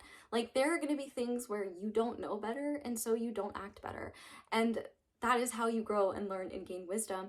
But also, like, I think that's just so, like, an important aspect of being human is, like, making mistakes or acting in a way that maybe we wouldn't do if we had the thought beforehand, or if we weren't overwhelmed or dealing with a lot. But that's just all part of it. And I think at times you kind of rob yourself of the opportunity to just let go of certain things that you don't need to hold on to as like a sign of a character flaw. Like, they're like, making mistakes is not a character flaw, but you might feel like it is. However, Archangel Michael, if you pray to him or feel a connection to him, I definitely feel like Archangel Michael could really help you through this journey, is protecting you and watching over you through this journey. And I also feel like there's gonna be a lot of just like fun, silly moments. I kind of just heard the word like trickster spirits. I don't feel like they're like spirits like playing tricks on you, but I think you'll find that like there are a lot of instances where maybe you're like really stressed out, or like really focused on something, or like getting like riled up about something you can't control, or just something happening, and then the universe will like throw a sign your way that just makes you laugh and be like, okay, maybe I'm taking things too seriously. Like, okay, maybe I need to relax a little bit. There's kind of this energy here where like, okay, let's acknowledge you are excellent and you do have a high level of output and achievement, and that's a wonderful thing, but you're still human. So I feel like, you know, when I had to Google nymphs because I was like, oh, what the fuck is a nymph? I mean, I guess I kind of have the idea, but like, one of the things it was talking about was like being like a demigod, or I don't know, if I'm wrong, blame Google. Like, I'm not researching this deeply.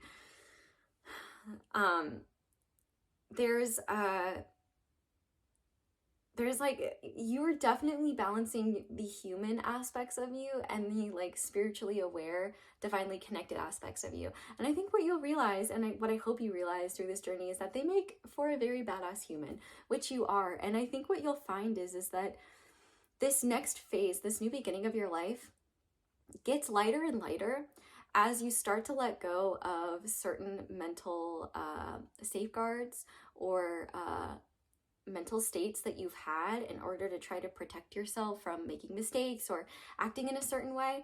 And I think you're letting go a lot of that and just letting yourself be. And I'm really excited for you. And if you're not doing that, I guess the guidance is to try and do that. But I feel like you're going to feel that natural urge anyway, so it's not really something you have to try to do. There's a lot here about intuitive action and knowing that you can trust the moves you feel called to make. But also there is this message just about like, it is a wonderful thing that you are so self-aware. Use that to validate the fact that you are worthy of connections with others that are as meaningful and reciprocal as what you're able to give. I feel like this new stage in life, this new beginning, is allowing you to have it with people that you've already feel like are kind of on the level that you are in terms of like just having like satisfying, meaningful connection. But if you haven't met them yet, or you're trying to manifest a certain type of connection, I think that you are well on your way to making that happen. I also think that nature is just going to be really helpful for you during this time when you do feel ungrounded, or when you do feel like overwhelmed by all the change.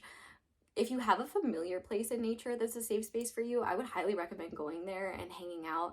I think you'll find that a lot of the tension dissipates when you're in that space, and it makes whatever you're overwhelmed with like a lot easier to face afterwards. But if you're somebody who's never really gone out into nature, maybe try and look for some new nature spots. That's another new beginning, and just see what magic is shown. Like, you might see signs, or you might get messages that you wouldn't have gotten. Maybe the wind will speak to you. All I do know is that you are on the cusp of a very magical new beginning if you haven't already started it yet, and I think you should be really excited. I feel like there's going to be a part of you that kind of wants to rush the journey, because it's just going to be exciting seeing all the new things happening, and you're learning, you're growing and you're learning, which you've already been doing so much of. But at the same time, it's like on a level that's more suited to who you've become. So they're just deeper and more nuanced, and like there's an intensity that's satisfying for you, but at the same time, like there's this lightness where it's like maybe your intensity wouldn't allow this lightness in the past, and you're starting to see where maybe you can like let go of the reins a little bit and just kind of enjoy things. And you know, like I'm hearing that rock song that's like Slow Ride, Take It Easy. I feel like you're really meant to enjoy this, and you don't have to be super vigilant about where the path leads you, because like you've already got an internal compass guiding you, and I feel like you'll know when to act when you need to. And when you're not feeling like you need to act on anything, I think you're really just being called to sit and enjoy the vibes and the life you've already cultivated for yourself, and just do what you enjoy. I feel like you're really being encouraged to, instead of just feeling like you need to be in charge and in the lead of everything, to just be in the passenger seat of your life, and not in a way because you know that the other version of you, I guess, is driving, and so you can just relax. Like, you'll know when you need to get back in the driver's seat and move the car forward again. And in the meantime, it's just like, maybe you should just enjoy like your heated seats and listen to some tunes that you like and just relax. Like, there's definitely a message here of relaxation. I think will be powerful. Like, if you're needing answers or messages, or during this time, like you're really needing guidance, your best source of guidance is going to be you. I would even maybe go into like past journals or things that you have there. You might find that your past self has wisdom for your current self that you would have like, that you completely forgot about. But also I think that when you are needing some like guidance or needing some clarity, just slow down, just like relax and be in the moment. And if nothing comes to you, it's because there's nothing for you yet to need clarity on. And if you do get it, then you'll realize, oh, maybe I like this slowing down thing. Maybe I should do that more often. And I think especially when it's with people that you really value and care about in your life, those people don't need you to be always on your A game, or always like helping them, or always leading them. Like, I think they just want you to be with them. I think they just want to be present with you. And I think that is the biggest gift you can give them, and the biggest gift you can give yourself. And I think you're just being called to enjoy this new beginning. So, 3 seconds left. I am pausing it at 1 second. Look at me go. So Scorpio, that is all I have for you. Thank you guys so much for watching, and thank you so much for letting my ads play in the background, because that is the best way to help me and support me. But other ways that are really helpful, liking the video, commenting down below, letting me know how it resonated, subscribing if you haven't already, checking out other readings, ones with extendeds, my candles, merch, all that jazz. But yeah, thank you guys so much for watching. Definitely let me know if this is something you want to see more of in the future. I am wishing you the best, Scorpio. I love you guys so much, and I hope you'll come back and see me soon. Bye! Hello, Sag. Welcome to your reading. Oh, that's not fair. Sagittarius. Your full name. You're full. I should give you your full title. Welcome to your reading. Thank you for being here. I thought you might appreciate the warm, fiery vibes. I'm going to show you your cards and then I'm going to start the timer and we're going to get into it. So your first card is Cosmic Highway. The universe is on your side. Signs, divine guidance, synchronicity. Your next card is the Star. And this cat has like the cutest little booty. I'm sad. I'm sad that I can't share it because I don't know what my corporate overlords want from me anymore and they'll never tell me. But you have the Star. You also have the Three of Pentacles. And finally, we have Imprisonment in Reverse. I really love to see this. Oh, start the timer. I forgot to do that in another group. I really love to see this because if you have been feeling stuck, if you've been feeling like no matter what you do or no matter how you try, nothing is moving forward, that's changing and you should get really excited because not only is that changing, but I feel like you're finally starting to get the attention and recognition you deserve. I feel like for some of you, maybe you've just experienced like things that you say, like maybe at your job or in like some sort of service organization that you really care about. Like it's almost like that your words and thoughts go unheard, or like people don't really value your contributions, or it's like you could make a suggestion for something and then somebody else says the same suggestion after you and then everybody's like, oh, that's a good idea, and you're like like just trying like to keep the rage screams inside. But also maybe it was more so that like maybe you have been wanting to step up more, but you felt like for some reason blocked to do so. But I feel like it's even more than that. With the Star being here, I feel like not only are you moving forward, but you're shining. I feel like this time is going to be really positive for you and really optimistic. I feel like you're going to find that you're really connected with your own internal guidance and with the universe. Like you're going to be seeing signs everywhere, like things are going to be happening really quickly, but at the same time, you're not going to feel rushed. Like it's like things are happening in the perfect time, in the perfect way, but they're happening a lot faster than they were. Whereas before, like, or maybe even right now, you might be feeling like, it literally doesn't matter. I could be juggling 10 plates and be doing like acrobatics and nothing would move. Like I could be working 25 hours in a day, even though there's only 24, and I nothing would move an inch. And now it's like you're not gonna have to really work hard. You're just gonna work smart, which I know you know how to do because you're a Sagittarius. Not only that though, I really feel like in all ways you're leveling up. Like I feel like people are even probably going to comment like, oh, you seem like you're doing really well, or you look different, and maybe you haven't done anything to change your appearance, but like people can just tell like you feel lighter and so you look lighter. Your energy is definitely going to be preceding you, and I feel like you are going to light up the rooms you walk into. I feel like people are going to be paying attention to you whether you want them to or not, and it's quite likely as well. The biggest challenge of this time is going to recognize when maybe it would be useful to ask for help, because I feel like that could be the difference between making something good versus making something that's extraordinary. There's this message here about delegating when it's useful, because I feel like your idea of what you can accomplish in a set period of time versus what's actually possible are two different things. And so I feel like that leads to you sometimes having to sacrifice the quality that you want to reach in order to just reach a deadline or a timeline.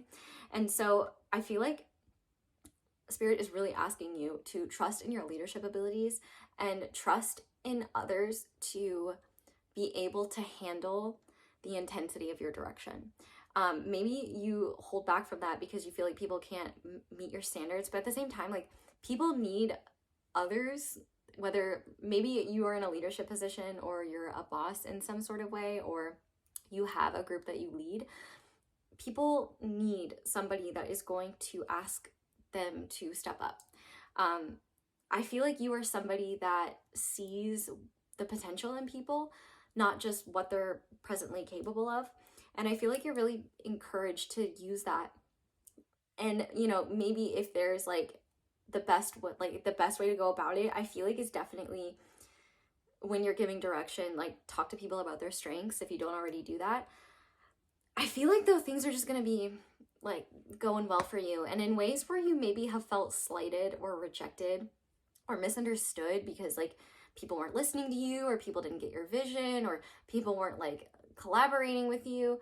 That's changing. I feel like you are definitely starting to get recognized for what you bring to the table. And this doesn't just have to be with work. This can really be with any area of your life. Like, you know, maybe you're a stay-at-home parent and you're in a stay-at-home parents group, and everybody, you know, compliments Martina's muffins, and you've been making this sick-ass carrot cake for forever, and finally people wake up and are like, oh my gosh, like Sagittarius, this carrot cake is incredible. And maybe it low-key blows Martina's muffins out of the water. I know you like to win. You might even be experiencing that. And I feel like you're just getting this opportunity to realize like, oh, I wasn't crazy in thinking I wasn't getting the recognition or attention or acknowledgement that I deserved. Like, because what you have been putting out is valuable. I feel like for some of you, if you are in a work environment where you've been working really hard and it seems like your superiors or maybe professors or whatever you're doing, like they don't seem to acknowledge you, or maybe even at home, like maybe you have family members or something like that, that, you know, you're doing a lot for them and they haven't yet spent the time to acknowledge how much you've been doing for them. I feel like they're going to be giving you that recognition of like, hey, like I know you've been stepping up, I really appreciate it. Not only that though, like just everything is getting easier for you. And I think the cool thing is that a lot of what was making life feel hard was the fact that you felt stuck, and you are one that will not give up. And so of course you keep pushing and pushing and pushing. Like if the car stops running, you're gonna get out and push the car, even if it exhausts you, because you're getting to your destination to come hell or high water. And that is so admirable. But I feel like what you are going to be experiencing is just this healing experience of recognizing like, oh, like, yeah, people just couldn't see the value of what I was offering. And I think there might be some situations where you might set yourself free and leave, and maybe like moving forward is like moving to a new job, or, you know, like spending more time to yourself and like being more selfish with your time and energy.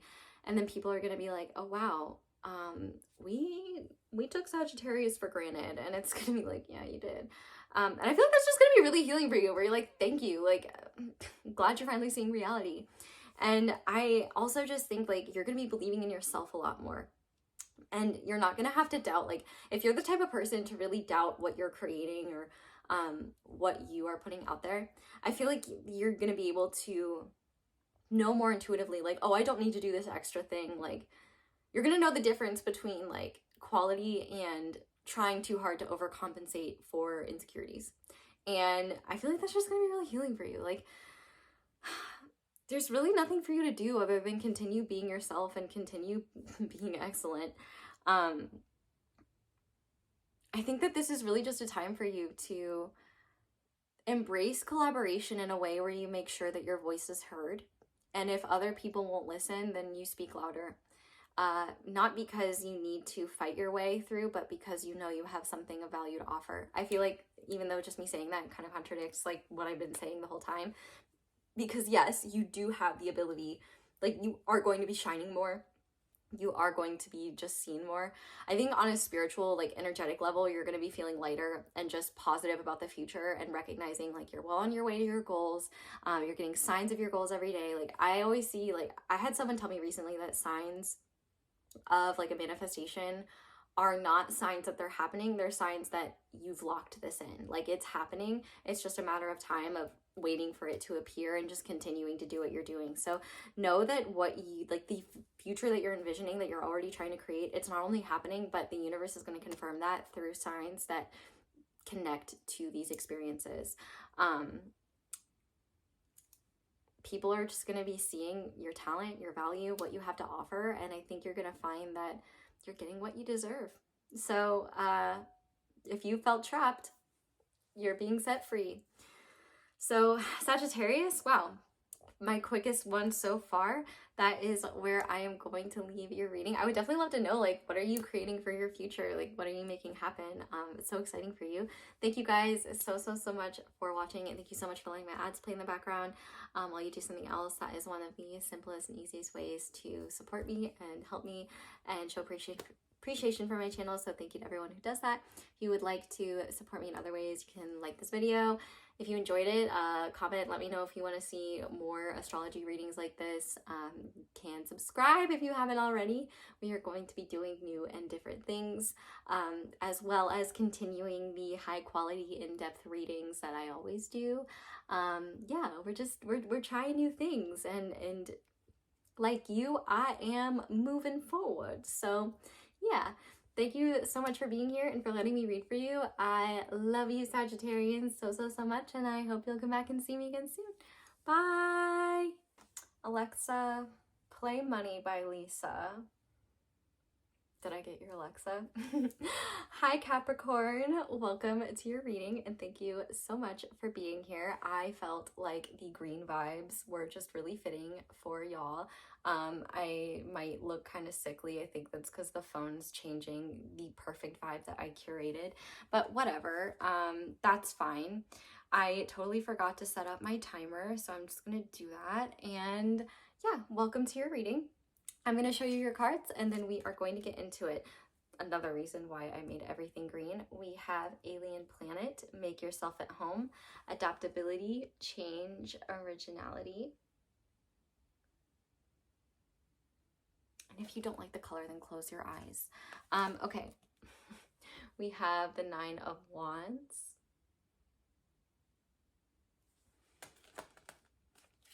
We have the Seven of Wands.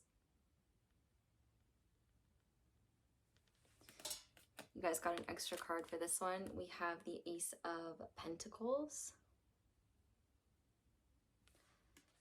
And finally, we have Energy Shift. Okay, I am starting the timer. Capricorn, the biggest message that I need to start with is do not give up. I know you are exhausted, but hold steady and keep your vision.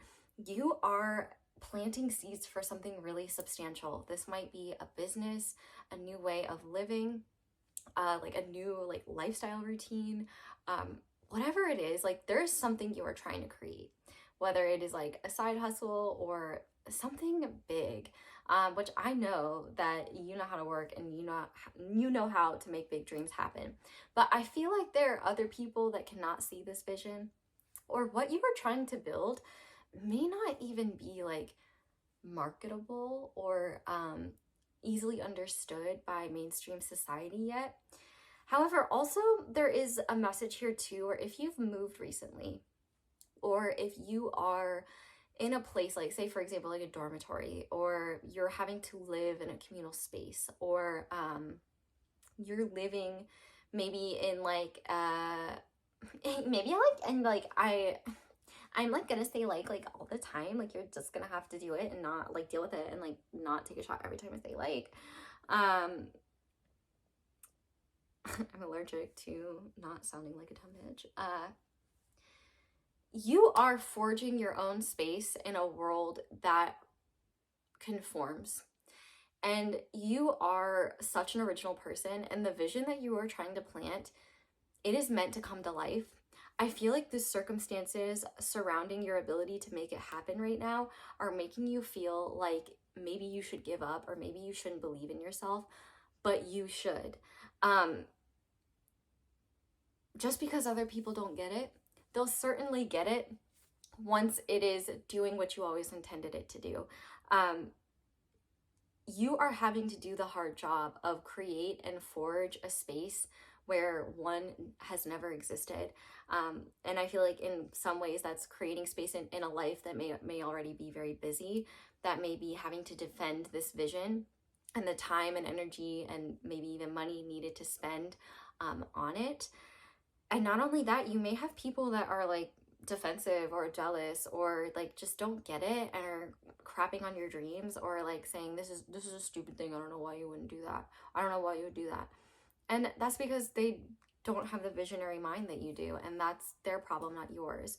I feel like you are having to do the really hard job of creating a sanctuary and creating your vision in a world that seems hell-bent on not letting you plant that seed and watching it grow into something large. And don't worry, because it's going to anyway. Your determination is one of the most powerful things that is driving this creation forward.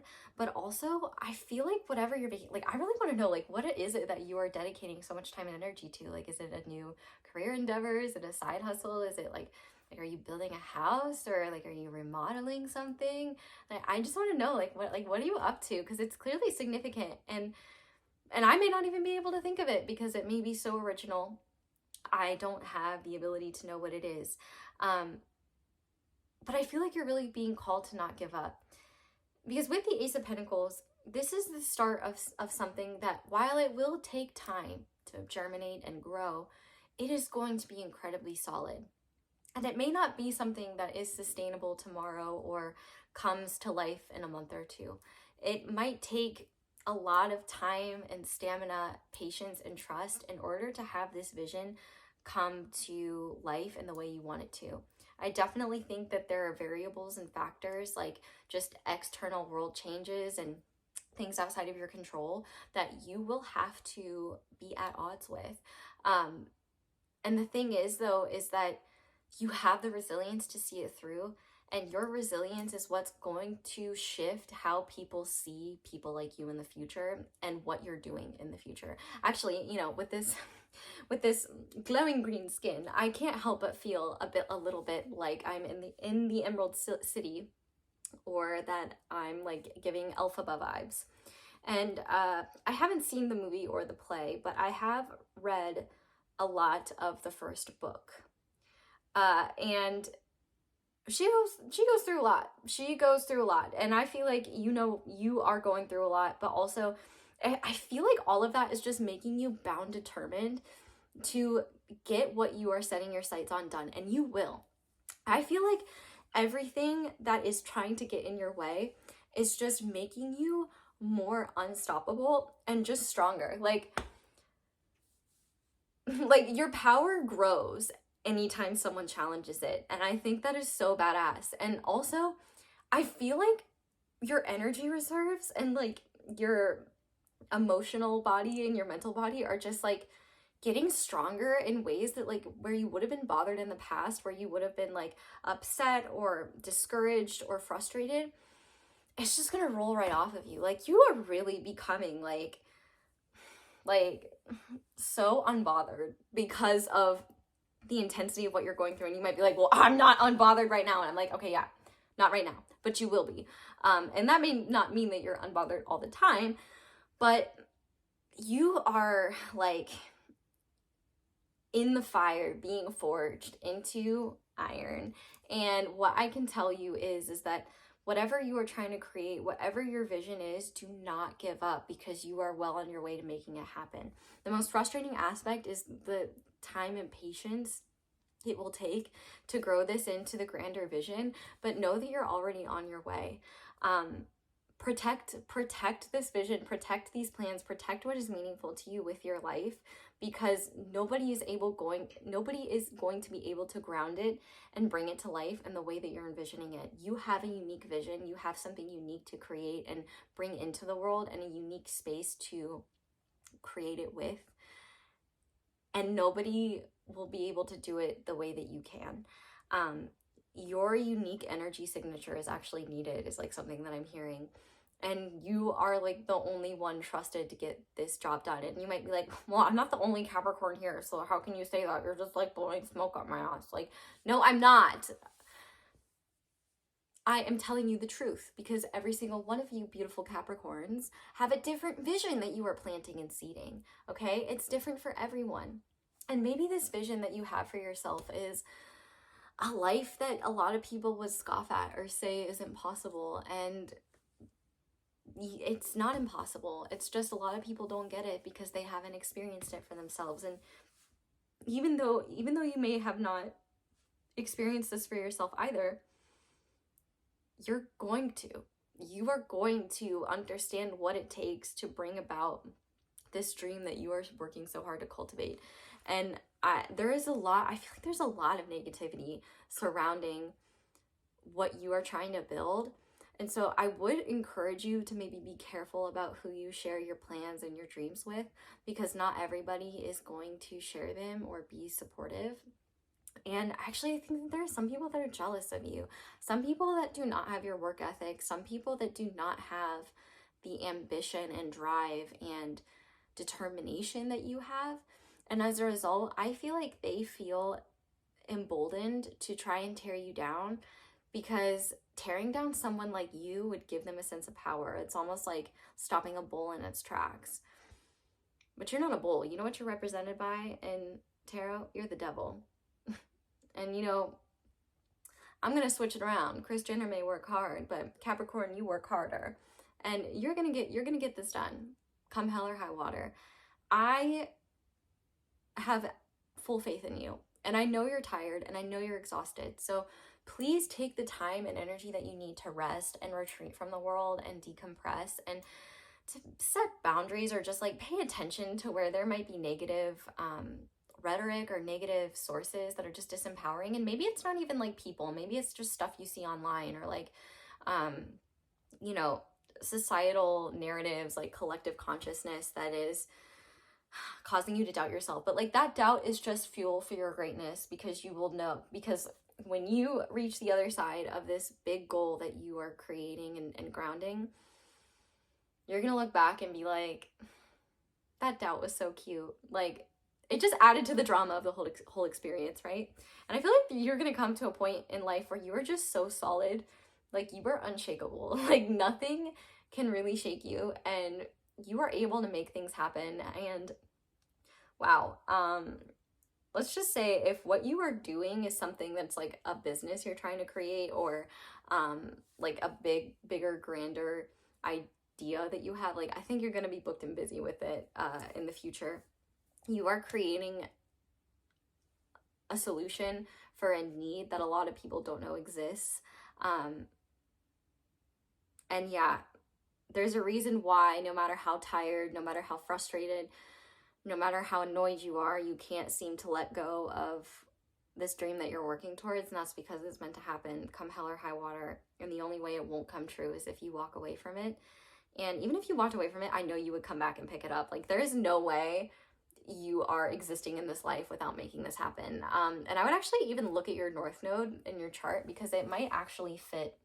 Whatever you're trying to create might fit.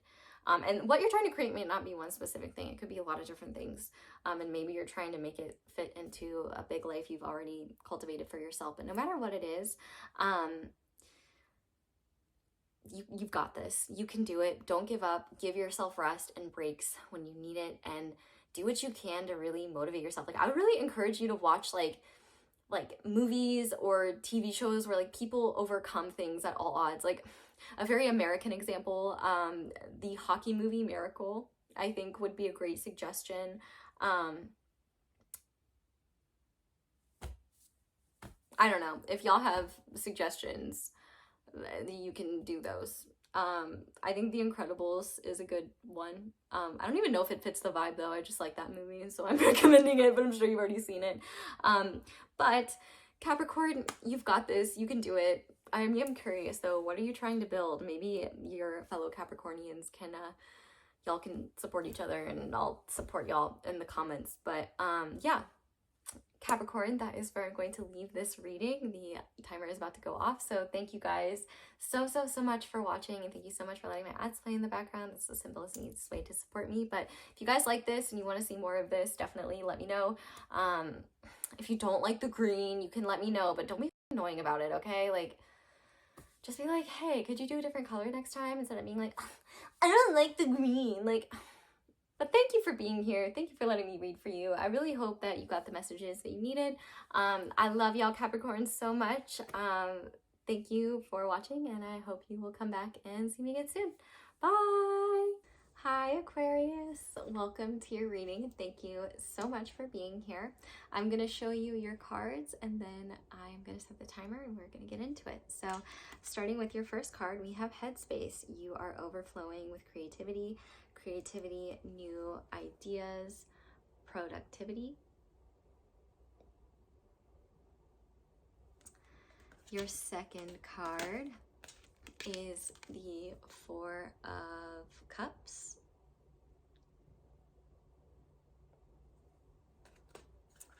Your third card is the Three of Wands. And your last card is the Storm.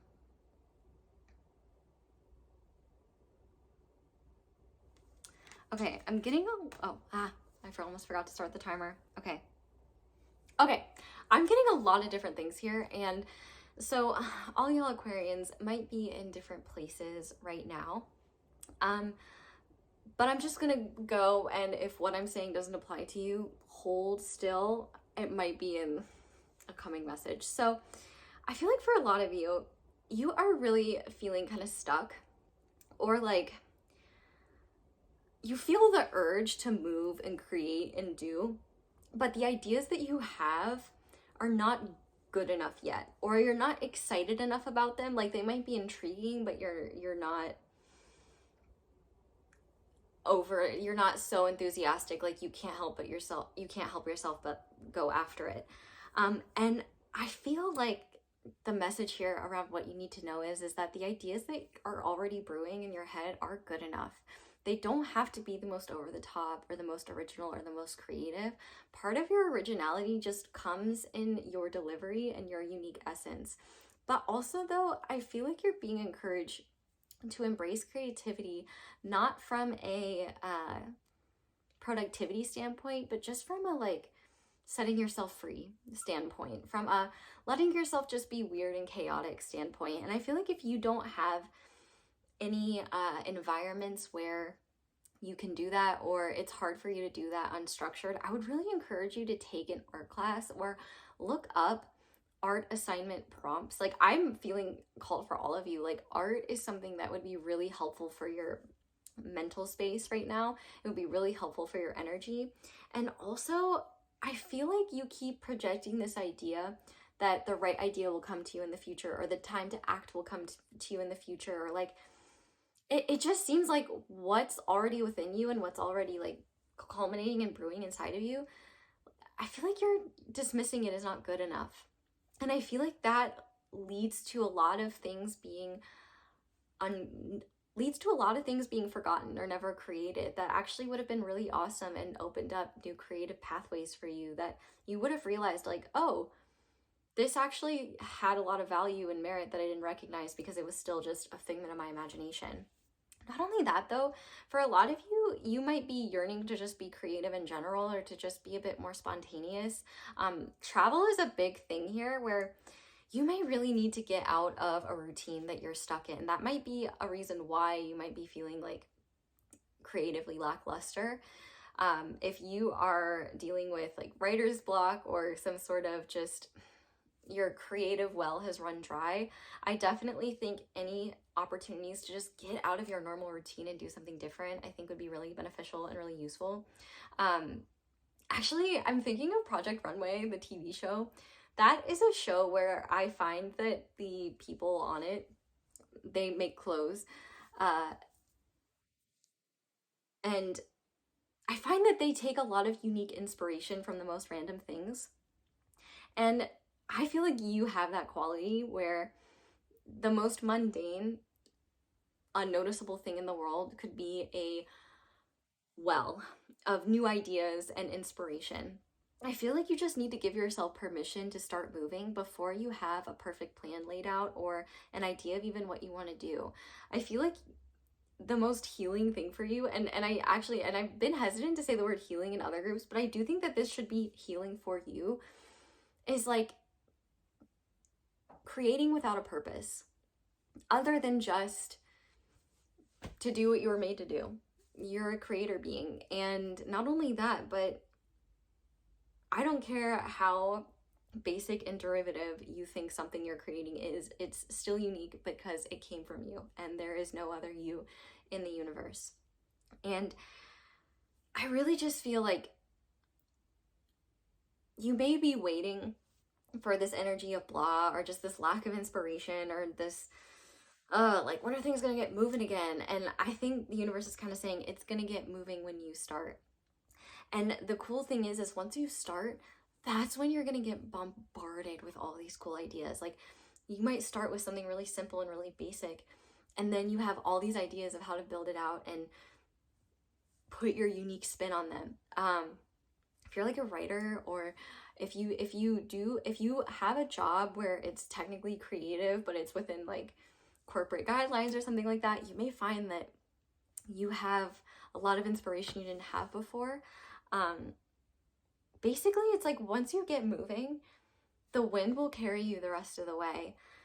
You can trust yourself. I feel like you maybe have this tendency to almost like be an art critic towards yourself. Well, maybe some of you went to art school.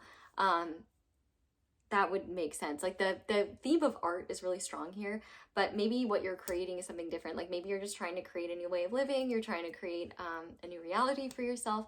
But I feel like for a lot of you, just creative output and being able to make things just because is really important. I don't think you need a reason other than it's you expressing yourself. I think that would bring you a lot of liberation that you're needing. And also, I think it would help you recognize where your power lies in the present, because I think there's kind of this cycle happening where you feel like you don't have something within you. And so as a result, you just kind of like bide your time and do things that maybe don't excite you or aren't really fun, but they distract you and, you know, eat up time. And you're like kind of waiting, you know, for the spark of inspiration to hit you, or the desire, the energy to, you know, get to that creative project you put down 6 months ago. And I think what the universe is trying to get you to see is that you're not going to feel excited about it until you're actually doing it. You're not going to feel inspired by it until you've got something there, or until you're opening it back up. It's like almost like you're waiting for the urge to do it, and then you'll go do it. But I feel like the universe is saying just go do it, and then you'll find that the inspiration, the excitement, the energy, the motivation, like that comes later. I think one of the best things you can do for yourself, though, is release the idea that you need to have expectations around what these things are. For all of you, I really think art and creativity, just for the sake of it, is really important to your well-being right now.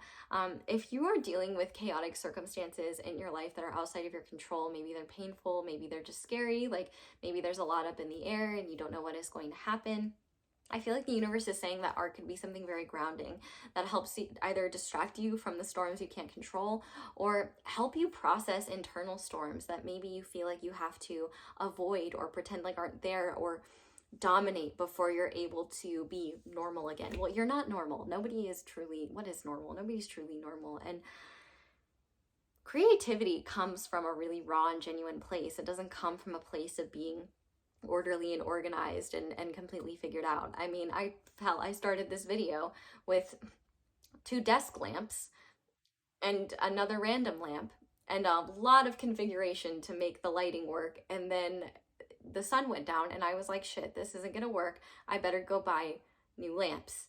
And I did. And now I got this cool lighting. And I wouldn't have known that. I usually hate ring lights because they're a sensory nightmare, but these ones are fun. And I didn't even know that they existed. And so you think I wanted to go to Walmart at 9 p.m.? Well, kind of, yeah, it's better than going like when there's a lot of other people there, but no, I don't want to go do that. I don't want to go drive into town. Like, I don't want to do that shit, but I did it. And I'm glad I did, because I had something that ultimately I wanted to do, which was make this video and connect with you guys. And my creativity might be a mistake. Some people might not like the lighting choices that I make, but I like them and I'm having fun. And I honestly kind of need it to keep me going. So I think there really is just a message here of keep going, even when you don't have a vision or you don't know what to do, because I feel like as you just go with it, inspiration is going to come to you, like new ideas will come. And then also if you are the type of person who usually does have a process and a general idea and like an outline of where you want to go and how you want to do things, I feel like it's almost like you just need to get like the spark lit again and get things rolling, and then things are just gonna flow naturally. It's just almost like, how do you expect a car to run if it doesn't start? I've used a lot of car metaphors in this video, but I think they work. Ultimately, if you need an excuse to travel or to just get out of your routine and do something different, here's your permission. Please go and do something for the sake of just enjoying yourself. I think that will be a great seed planted. And, you know, I guess I would just encourage, while you're doing that, don't be like, find inspiration now. Just be in the moment, be present. And, you know, you may not find inspiration in that moment. Maybe you just need time to relax, and maybe you'll sleep. And then the next day you'll think about a flower you saw, and then that makes you think about some painting. And then, you know, one thing leads to another, and the butterfly effect happens, and then all of a sudden you've got a masterpiece on your hands. Or maybe something that's very mid, but at the very least was healing to create and was just fun. And so you don't really have to care about the final product because the value is in the process. No matter what, stop doubting yourself. You have so much creativity already within you, and like, you don't need to be so self-critical and wait for something to hit you. Like, you are the generator, not the whatever. You're not what the generator generates. You generate generation. I don't even think what I'm saying is making sense anymore. So I think that is where I'm going to leave your reading, Aquarius. Thank you guys so much for watching, and thank you so much for letting my ads play in the background. That's one of the simplest and easiest ways to support me, but definitely let me know if you guys enjoyed this. It's definitely a lot, but I'm enjoying myself. So if you guys end up wanting to see more of these readings with different topics, I feel like this might be better suited to different, more specific topics. We can definitely do that. But yeah, thank you guys so much for watching. Thank you for letting me read for you. Thank you for supporting me. Thank you for liking, commenting, subscribing, letting me know what's up. I really appreciate it. I hope you all have a wonderful day or night whenever it is that you're watching this video. I love you, Aquarians, so much, and I hope you'll come back and see me again soon. Bye! Okay, as you can see, I look different, and that's because time has passed, so I could rest. But I'm pretty proud of myself. 9 readings out of 12. I think that is pretty decent, and it took a while, but I feel like it was worth it.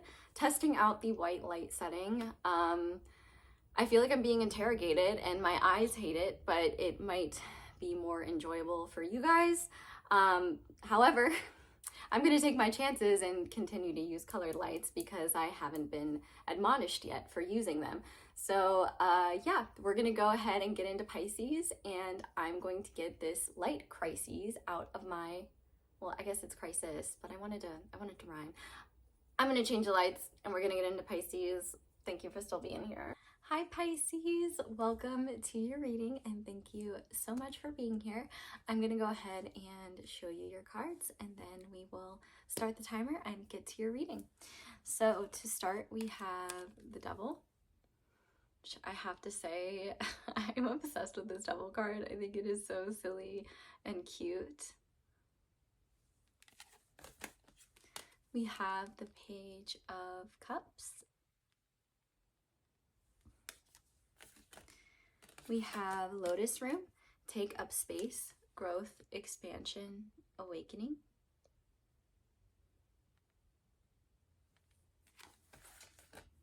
We have Earth, the world keeps spinning, completion, fulfillment, success. And finally, once again, we have the World. Okay. Lot to say here, so let me start your timer and get into it. Pisces, oh my goodness. Can we just acknowledge how big your heart is and how beautiful that is? But also, the world is not yours to carry. I definitely feel like for some of you, you may have reached a really significant milestone recently, or just are doing generally quite well, like you've leveled up. in ways where things are going pretty well for you, or you're working really hard to make that happen.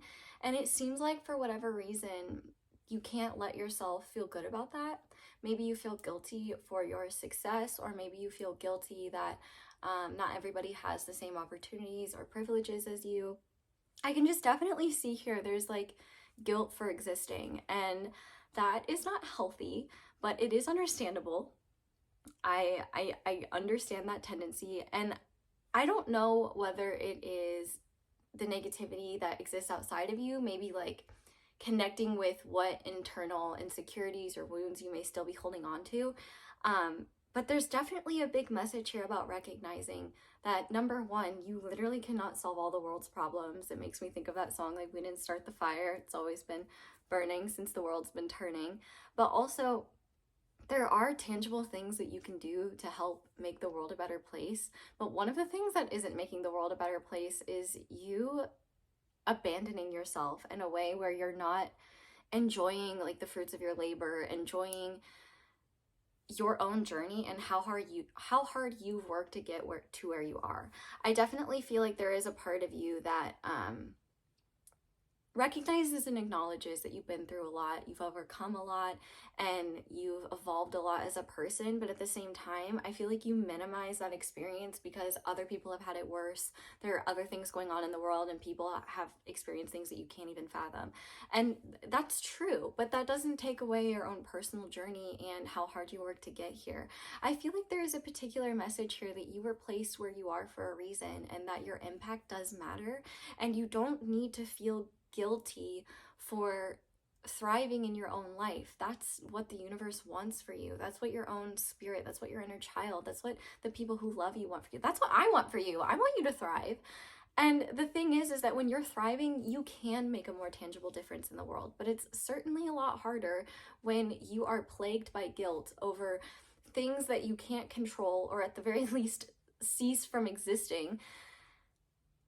And on top of that, I feel like there is a part of you that maybe needs to ask yourself, is it hard for me to acknowledge my wins? Is it hard for me to acknowledge the fact that I want to take up more space and I want to feel good? I feel like there is a part of you, like, there are things that feel really good, and you like it may be something like, maybe some of you have graduated or been promoted, or you know, you might be thinking about moving or doing something with your life if you haven't already done it. If you've already done something significant for yourself, it might be feeling like it's hard to cherish this win. It's hard to cherish how far you've come and just feel good about where you are. It feels like it's hard for you to separate you and the collective. And I will say, like, one message that's really strongly coming through, which makes sense if you have Pisces placements, is you're really tuned into the collective and collective energies. And so even if things are going really well for you, you might feel this like ancient dread in you.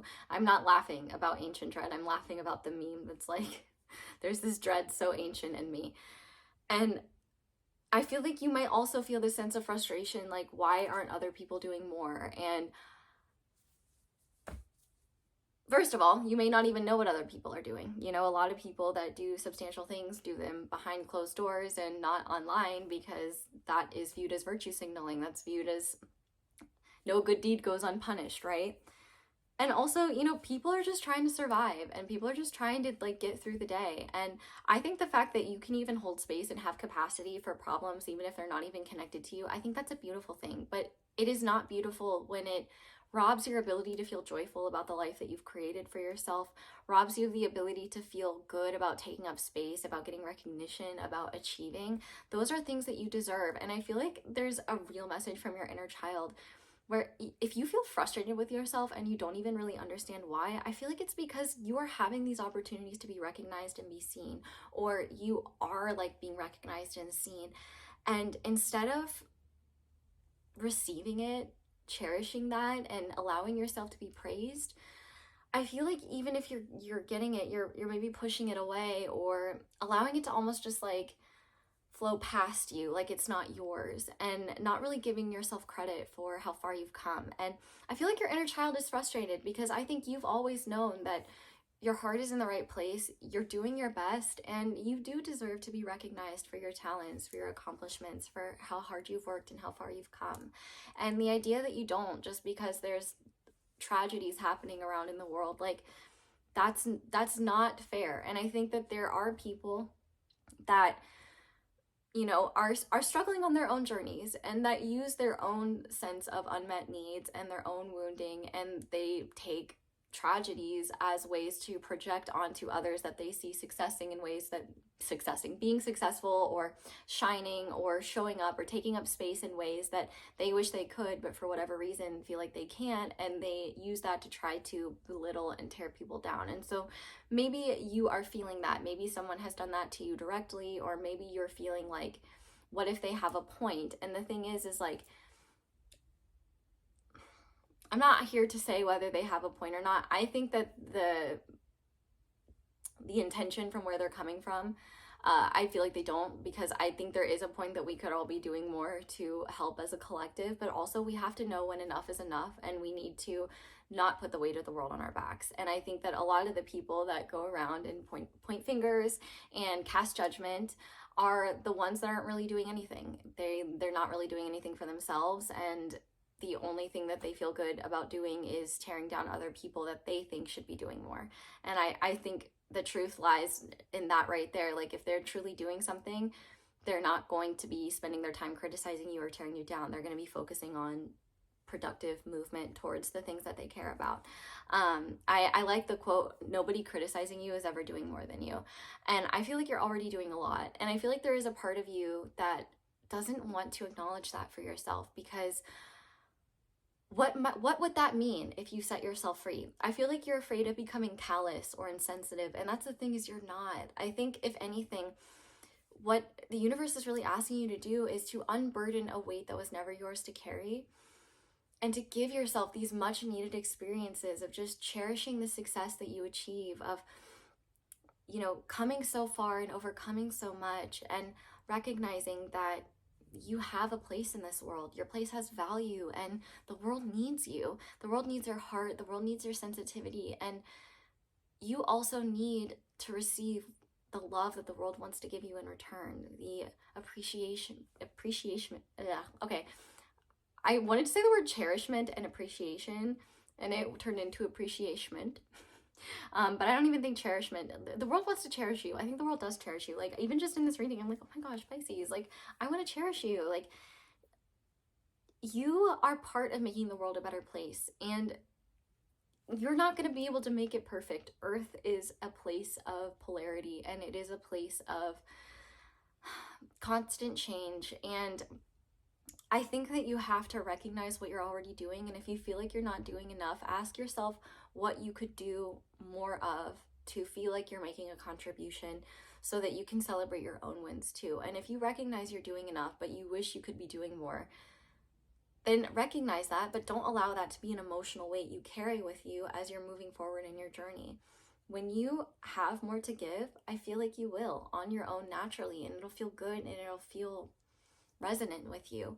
I feel like you are allowing societal guilt tripping, or maybe blatant manipulation from others, to make you believe like your contribution isn't enough, or it's useless to even try to do more. And the universe is really asking you to stop letting that fear of being criticized, or that fear of being admonished for things that aren't your fault, stop you from pursuing more and doing more and taking those next steps in life, because you're ready to take up space. And not only are you ready to take up space, but you're ready to let go of misguided ideas about what you're doing right and wrong, misguided ideas about what is valid in terms of contributing to society, what is valid in terms of what you should be doing. Nobody knows what you should be doing but yourself, your higher self, and your guidance team. Like, you are awakening on a much deeper level, and I feel like there's a part of your ego that feels really uncomfortable with it, because I think in a lot of ways you are unburdening yourself, but at the same time it's like, does that mean I don't care anymore? And it's like, obviously not. You obviously still care. It's just that you're letting go of a burden that you didn't have to carry in the first place. That is actually going to make it easier for you to give and contribute to others in meaningful ways when you do have the time and energy to, and it's actually healthy for you. I feel like you're just really being encouraged to recognize that you're not a bad person for putting yourself first, and there is nothing wrong with taking a break or taking a step back to take care of you and going out and fighting for something you care about another day. But you may want to pay attention to how often you look into certain things like this, because they could make you feel like the weight is too heavy to carry and that you're not doing enough, and get you back into that guilt, that cycle of guilt. And really, the world doesn't need more people feeling guilty and like they can't do enough. The world needs people that have hope, that are doing all they can, and that are recognizing and encouraging others to do the same, and to encourage others that you see doing good things, and to just be part of the praise, be part of the kindness, be part of the hope, because you are already part of it, and that is the truest part of you. There's just a part of you that feels guilty because some people that don't understand that, or the fear of that being misunderstood is fake, or something like that. I feel like that holds you back, but the reality is that your heart is genuine, it is in the right place, and you're doing a lot more than those that you fear that would want to tear you down. So just know that even if you have to be on the receiving end of some stuff that's a little bit painful, know that even then you're doing work, because you are holding up a mirror to those people that might be flinging crap your way, where you're showing them the opportunity to see that maybe what they're doing is not the most productive use of their time and energy. And if they don't change, that's on them. But you've got to stop taking responsibility for what isn't yours, because you should be taking responsibility for how far you've come, how hard you work, how much you've healed, how much you've grown as a person, and through all of that, how much you've never let go of your heart in the process. And that is our timer, and that's kind of perfect because I feel like I have said what I needed to say anyway. But Pisces, I'm really proud of you. I know that this is hard, and I know that, the only reason why this weighs on you so deeply is because you care so deeply. And just know that you don't have to show people the truth. You don't have to have it all figured out, and you don't need anyone's approval. Like, all you need to know is can you lay your head on your pillow at night and know that you did your best that day, and know that you acted in ways that were in alignment with your integrity and character. And if you can, then I think that you can go to bed and rest easy. But with that being said, that is where I'm going to leave this reading. So thank you guys so much for watching. Thank you so much for letting my ads play in the background. I don't expect you to watch them. I'm not a monster, but that's the simplest and easiest way to show support for me and my channel. Definitely let me know, comment down below. Let me know if you guys want more astrology readings like this, if the lighting is too much and I need to change it, or I'm thinking we maybe need to do more specific topics. But I really hope this was useful and helpful, and I hope you enjoyed sitting down with me in a new way. Yeah, oh yeah, you can like subscribe and stuff too. But that's all I have for you guys. So thank you so much for watching. I love you, Pisces, and I hope you'll come back and see me again soon. Bye. Hello, Aries. Ooh, fellow Aries, what's up? Welcome to your reading, and thank you so much for being here. So I'm gonna go ahead and show you your cards, and then I'll start the timer and we'll get into your reading. So to start, we have Pleasure Point. You'll like it up here. Abundance, biblical relations, and prosperity. I don't know if I need to censor that. I hope not. It's a cantaloupe. It's a cantaloupe. Like, okay. We also have the Hanged Man. We have the Queen of Swords. We have the Sun. And finally, we have this card, which I don't know if it's supposed to be Infinite Masks or Masks Infinite.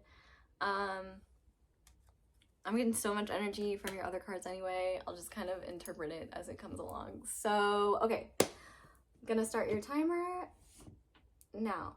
Okay, Aries, you've got a lot of beautiful energy coming your way. Now, the one thing that I am feeling called to say is do not let any career stress or frustration around your career life rob you of savoring and enjoying a lot of the beautiful things that are coming into your life if they haven't already. The fact that we have the sun here and pleasure point, it seems like your family life, your home life, your love life, and just like your personal connection to yourself, your life in general, like all of that seems like it's going to be going really well. I feel like you're going to be really happy.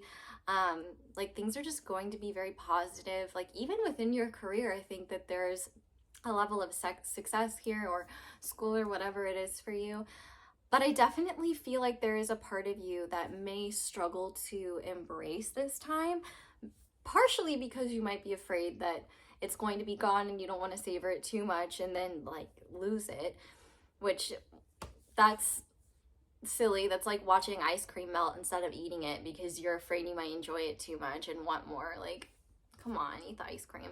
But also, I feel like there's a part of you that feels like if you savor things too much or if you fall off your game, then like everything's gonna fall apart. And I feel the real message here that is that nothing is falling apart. Like everything is coming together better than you've ever experienced, or better than you've experienced for a long time.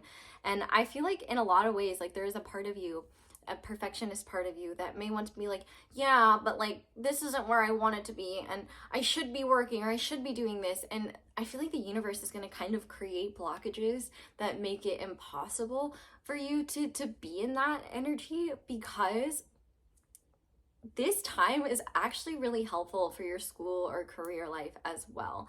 What I'm seeing here is that you really just need a dose of vitamin D. You could be getting some, if you know what I mean. But I mean like from the sun, like literally, but also like dopamine. I feel like the universe really needs you to just soak up all the wonderful things around you and remember that your career isn't everything, and that your validity is not tied to your career, which if you're American, that might be hard. Or, you know, in another country, I don't know. I hope wherever you are, you don't feel that way. But if you do, I don't really think it's, I think some countries have it stronger than others, right? But I think that anyone can fall into that trap. And I think for you, one of the traps you might be falling into is just this idea that like, if everything isn't going well, then you can't savor what is.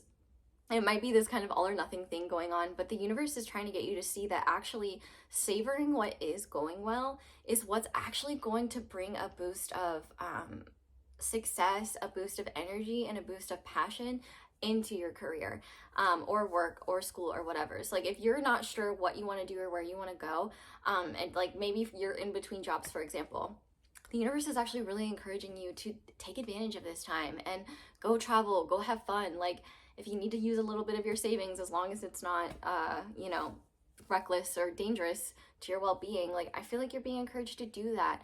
I feel like children could be an important time for you. Obviously, if you're capable of making that happen and you're not trying to, be careful. But I feel like, you know, if you have children, or if you like, for example, if you have children, you know, some of your greatest joy right now might just be from being with your family, and maybe even recognizing where you haven't been savoring, you know, just that connection and bond with them because you've been stressed out about other things, or you've been tired, or you've been exhausted. Like, I know it's cliche to say, but like you don't get those moments back. And I think that there is a part of you, like not to be like a comedy movie from the 90s where dad realizes that their son is more important than their job. But like, I think you might be starting to recognize the fact that abundance comes in more ways than just your finances and your perceived financial security. Because I feel like you could be very financially secure but still feel like you're insecure, or feel like that security isn't there, and that could lead to you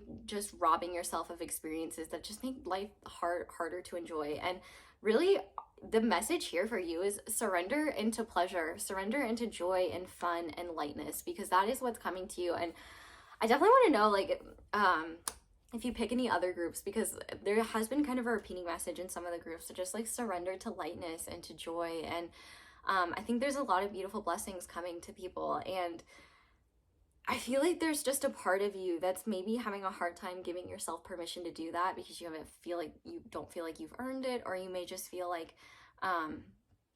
it's just hard to enjoy it because you've got this ambition or this stress pulling at you, and that's still gonna be there. And I think if anything, this time of just soaking, okay, your song that you need to listen to is Soak Up the Sun by Sheryl Crow. It is one of my favorite songs ever in the entire world, and I feel like it very well replicates the vibe that Spirit wants me to be in. That's lighthearted, that's fun, that isn't taking life too seriously. And I think that attitude of not taking life too seriously, not in ways where you're being flippant or callous, but just, you know, like not being a drill sergeant to yourself, that is actually what is going to make things move further along. I feel like if there are things in life not really moving forward right now, there's a reason for it, because there's something in your present that the universe is wanting you to look at as something valuable to, that could be,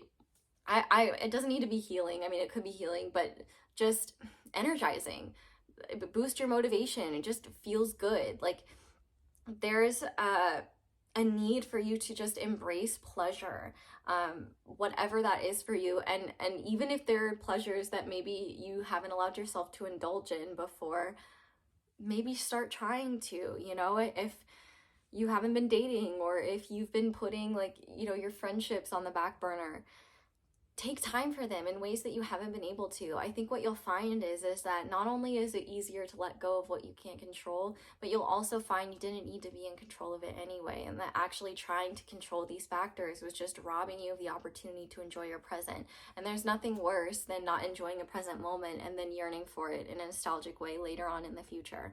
You're not going to get these moments back, and that's not as a way to be like, you should be stressed out because if you don't enjoy this, you're never going to feel joy again. Like, obviously you're going to feel joy again, but like, this is a really, really cool, powerful time for you where a lot of things are going well, and I think that you're going to be feeling really, really good. And the only thing that might dampen that or dissipate that is that workaholic side of you, or that side of you that wants to know and wants answers and wants to have an idea and wants to be pushing forward. Because if you feel like if you don't, like, then nothing will happen, or you're failing, or you're doing something wrong. And that is what you kind of need to let go of, because that is not true. And your perception of linear time isn't the same thing as how life and the universe actually works. And I think if anything, you will go down the line and your little ambition gremlin will be more satisfied, and you'll be well on your way and doing great in your career world, and be back in alignment, or in alignment with it in the ways you want to. And you're going to be like,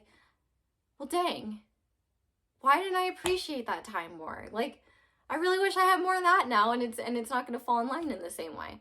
Not that it won't ever again, but it's just like, it seems like there's a lot of things that are just in alignment right now, and things are really light and flowing and easy, and you deserve to feel good about that, and you deserve to be happy about that. And I feel like the universe is just saying, like take up and soak up all this positivity and joy and success, because there are going to be a lot of opportunities for you to recognize the ways in which you are already successful that you may not see because of how you're defining success. But also just recognizing too, like, are you really successful if you're not cherishing the people around you who love you? Are you really successful if you're not enjoying your life? There's definitely an opportunity for you to see from a different perspective and recognize how living a more balanced life, and living a life that prioritizes your pleasure and your joy, and sharing that with the people that you love, actually creates more momentum in other areas of your life that you wouldn't think are connected, but they really are, because they affect your energy in positive ways, and then you bring that energy into what you do. So definitely don't feel like you have to be a certain way. If you feel the temptation to be like, I should just, you know, grind, or you know, I should just be irresponsible, I'm in my irresponsible era. It's like, no, like, you just need to keep being balanced and being yourself. Yourself is what is needed. But if you see like an archetype or a persona portrayed in media, or someone else that, you know, just seems to be embodying what you think you should be doing, the worst thing you can do is feel like you need to take on that energy for yourself, because that's not for you. That's for them, and that's their journey. Don't try to compare yourself and feel like you need to do something that isn't relevant to you. You know what's best for you. It's just hard sometimes for you to allow yourself to have that when what's best for you is something really good. But you know how to do that. You're an Aries. You can figure it out. So Aries, that is my message for you. Thank you guys so much for watching and for letting my ads play in the background. If you do, that's just a really helpful and easy way to support me. But obviously liking, commenting, subscribing, let me know if you want to see more readings like this, if this is something that you're interested in. Yeah, I would love to hear from you. What do you want to see from me? But yeah, thank you guys for being here. Obviously, Aries, I love you so much, and I hope you'll come back and see me again soon. Bye! Hi, Taurus. Welcome to your reading, and thank you so much for being here. I'm going to show you your cards, and then we're going to get into your reading. So to start, we have Fortune Teller Tent. All the answers are within you. External forces, influences, intuition. We have the King of Pentacles.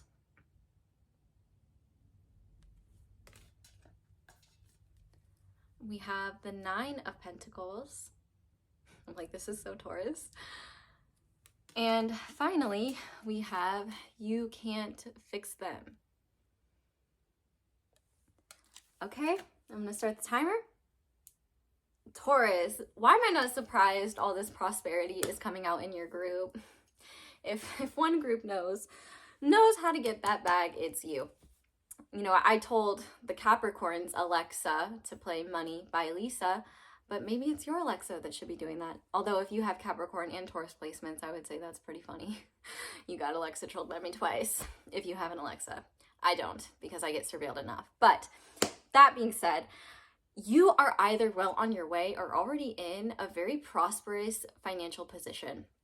And I can see that you are right now feeling caught between maybe guilt or maybe the desire to help others versus the recognition of what is irresponsible just in terms of taking care of yourself and what is stable for you. For some of you, you might be considering going into a business deal or maybe even something like a marriage with somebody that does not have the same level of resources or stability as you. And I feel really called to say that make sure you're making decisions. Obviously, keep your heart in there, but when it comes to your money and to your stability and your security, make sure you're making decisions with that first and foremost. I know I say lead with your heart a lot, but part of that is recognizing what is self-love, and I feel like your heart might want to give a whole lot when it might lead to instability for you or just losses. I mean, and let's be clear, even if that did happen, you can make it back. But I mean, it would just be a giant headache. I mean, I'm really thinking a lot about, I remember seeing this video once from Bethany Frankel just talking about, you know, if someone has achieved a lot of business success in their life, it's her.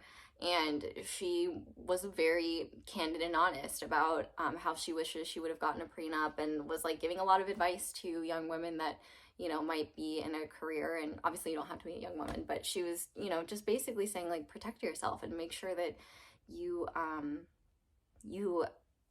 are doing that. Because I feel like there is a part of you that almost feels guilty putting protections in place and wondering if you should even be doing this. If your motivations for going into some sort of agreement with someone are because you want to help them, or because you feel bad for them, or because you see their potential, do not make a decision based on their potential.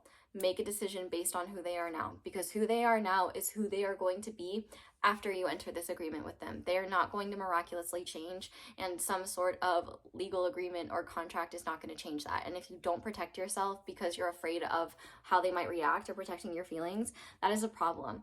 You know, they should also want your best interests at heart. And it seems like for some of you, you might be letting things slide because you feel like, well, it's not a big deal, or I can handle it. And the thing is yeah, you might be able to, but why would you put yourself in a headache like that when you don't have to?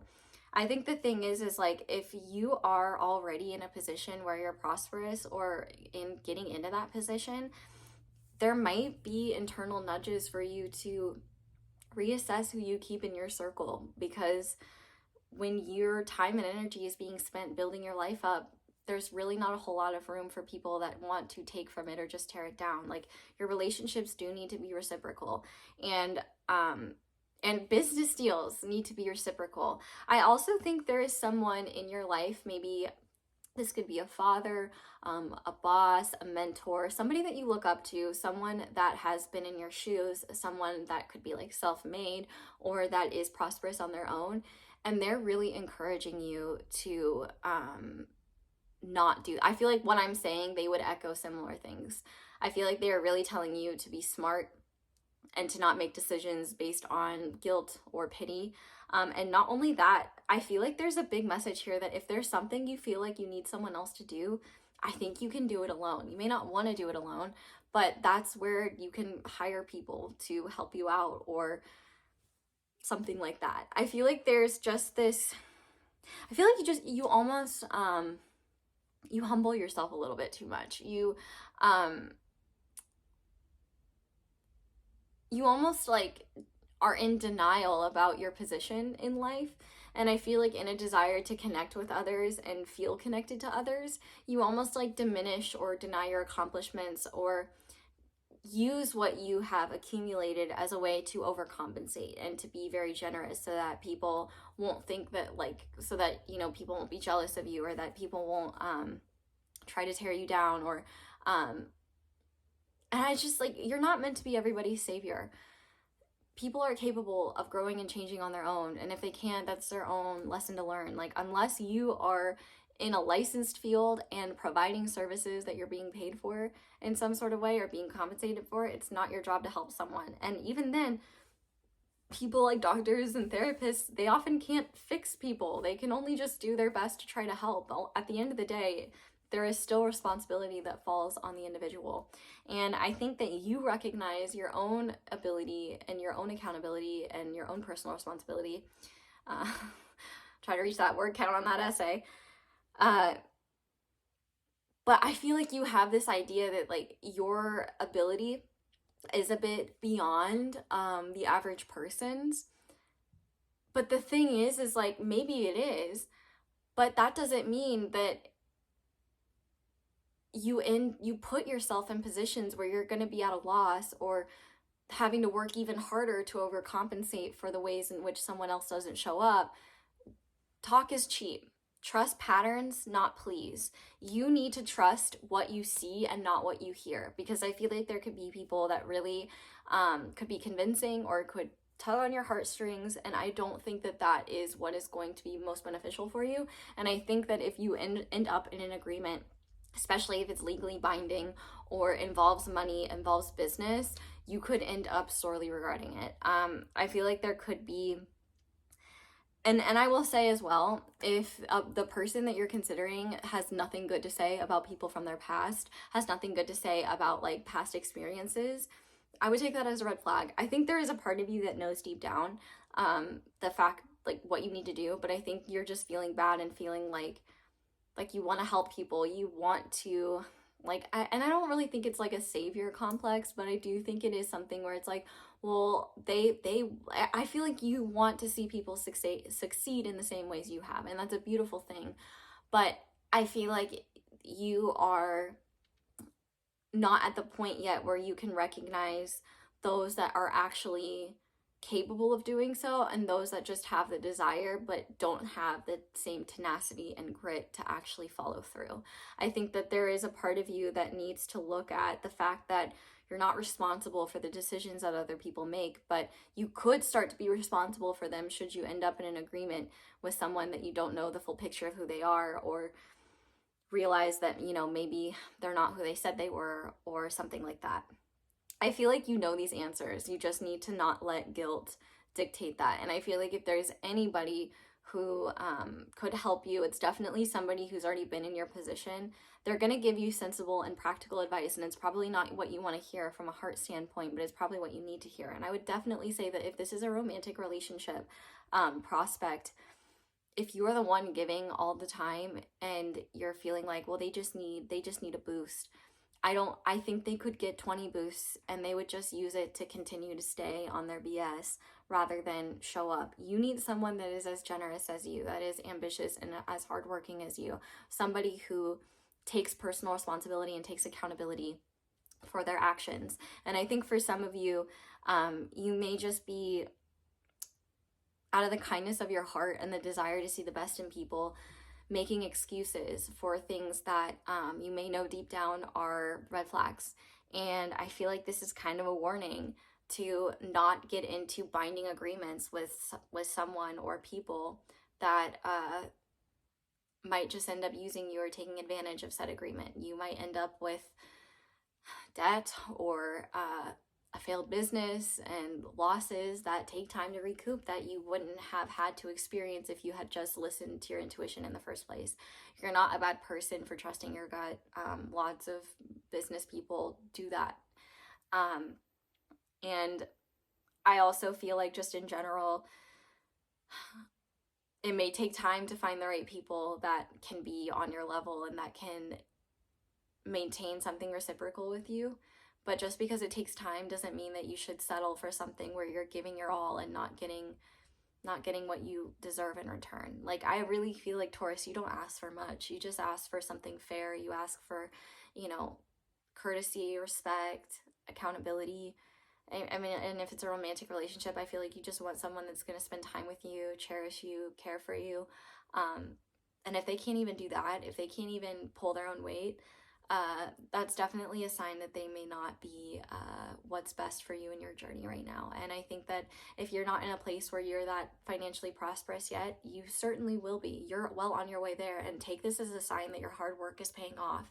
But there might be people that make those accomplishments take longer because they're not trustworthy, or they are not able to be a partner, and instead they just end up being an energy, money, or time, or emotional suck, and that would really suck. So I urge you to do what's practical, do what's best for you, look at actions, not at words, and make sure that your heart isn't bleeding for others in ways that it's not even willing to look at what's fair for you. There might be times here where you need to recognize that your desire to help should not overpower your own well-being and stability, because what you've cultivated or will cultivate is something to be really proud of. And if other people want to do that, maybe they should have been born with Taurus placements, or they can figure that out on their own. So Taurus, that is where I'm going to leave your reading. Thank you guys so much for watching, and thank you so much for letting my ads play in the background, because that's one of the simplest and easiest ways to help me. But if you'd like to support me in other ways, you can like this video, comment down below, let me know how it resonates. You can subscribe if you haven't already. Like, comment, let me know if you enjoy this reading, if you want me to do more readings like this. And yeah, I'm going to leave this here. I'm like, whew, I only even did 3 today, and I'm like, like I ran a marathon. I'm like, please, girl, you're fine. But yeah, thank you guys so much for letting me read for you. I love you guys so much. I hope I will see you again soon, Taurus. Bye. Okay, that was our first astrology reading. Maybe our last. I don't know. Honestly, I thought I wouldn't like it. I thought I wouldn't like it. I do like it. I wouldn't say I'm like over the moon about it, but that's also because I was very overwhelmed at just getting one done. But now that I've gotten one done, I feel like I could definitely do this more often. I think what I would tweak is that maybe I would rather do like more specific topics, because I think maybe what you need to know is a bit too broad. I guess you'll let me know if it ends up resonating. I do feel like there are points where I was like, is what I'm even saying like relevant or makes sense or helpful or useful? But also, like, when I am doing that, I guess like I'm not necessarily paying attention to like what I'm like, I'm not observing everything that I'm saying. And I guess I feel that way in my regular readings anyway sometimes. So I'm sure you guys will let me know. Definitely any suggestions for what you want to see from me, I would be happy to. If you want more astrology readings like this, I can't promise them like all the time, but I can certainly make them a more regular thing if that is something that you want. I probably will not sit on the ground for them again, because I am not a child anymore, and my bones are reminding me of that. Might have to do a different setup next time, but other than that, like, I really enjoyed it, so I hope you guys did too. I'm sure you'll let me know if you do or not. Thank you so much for letting me read for you. Thank you so much for being here, and I hope you'll come back and see me again soon. Bye!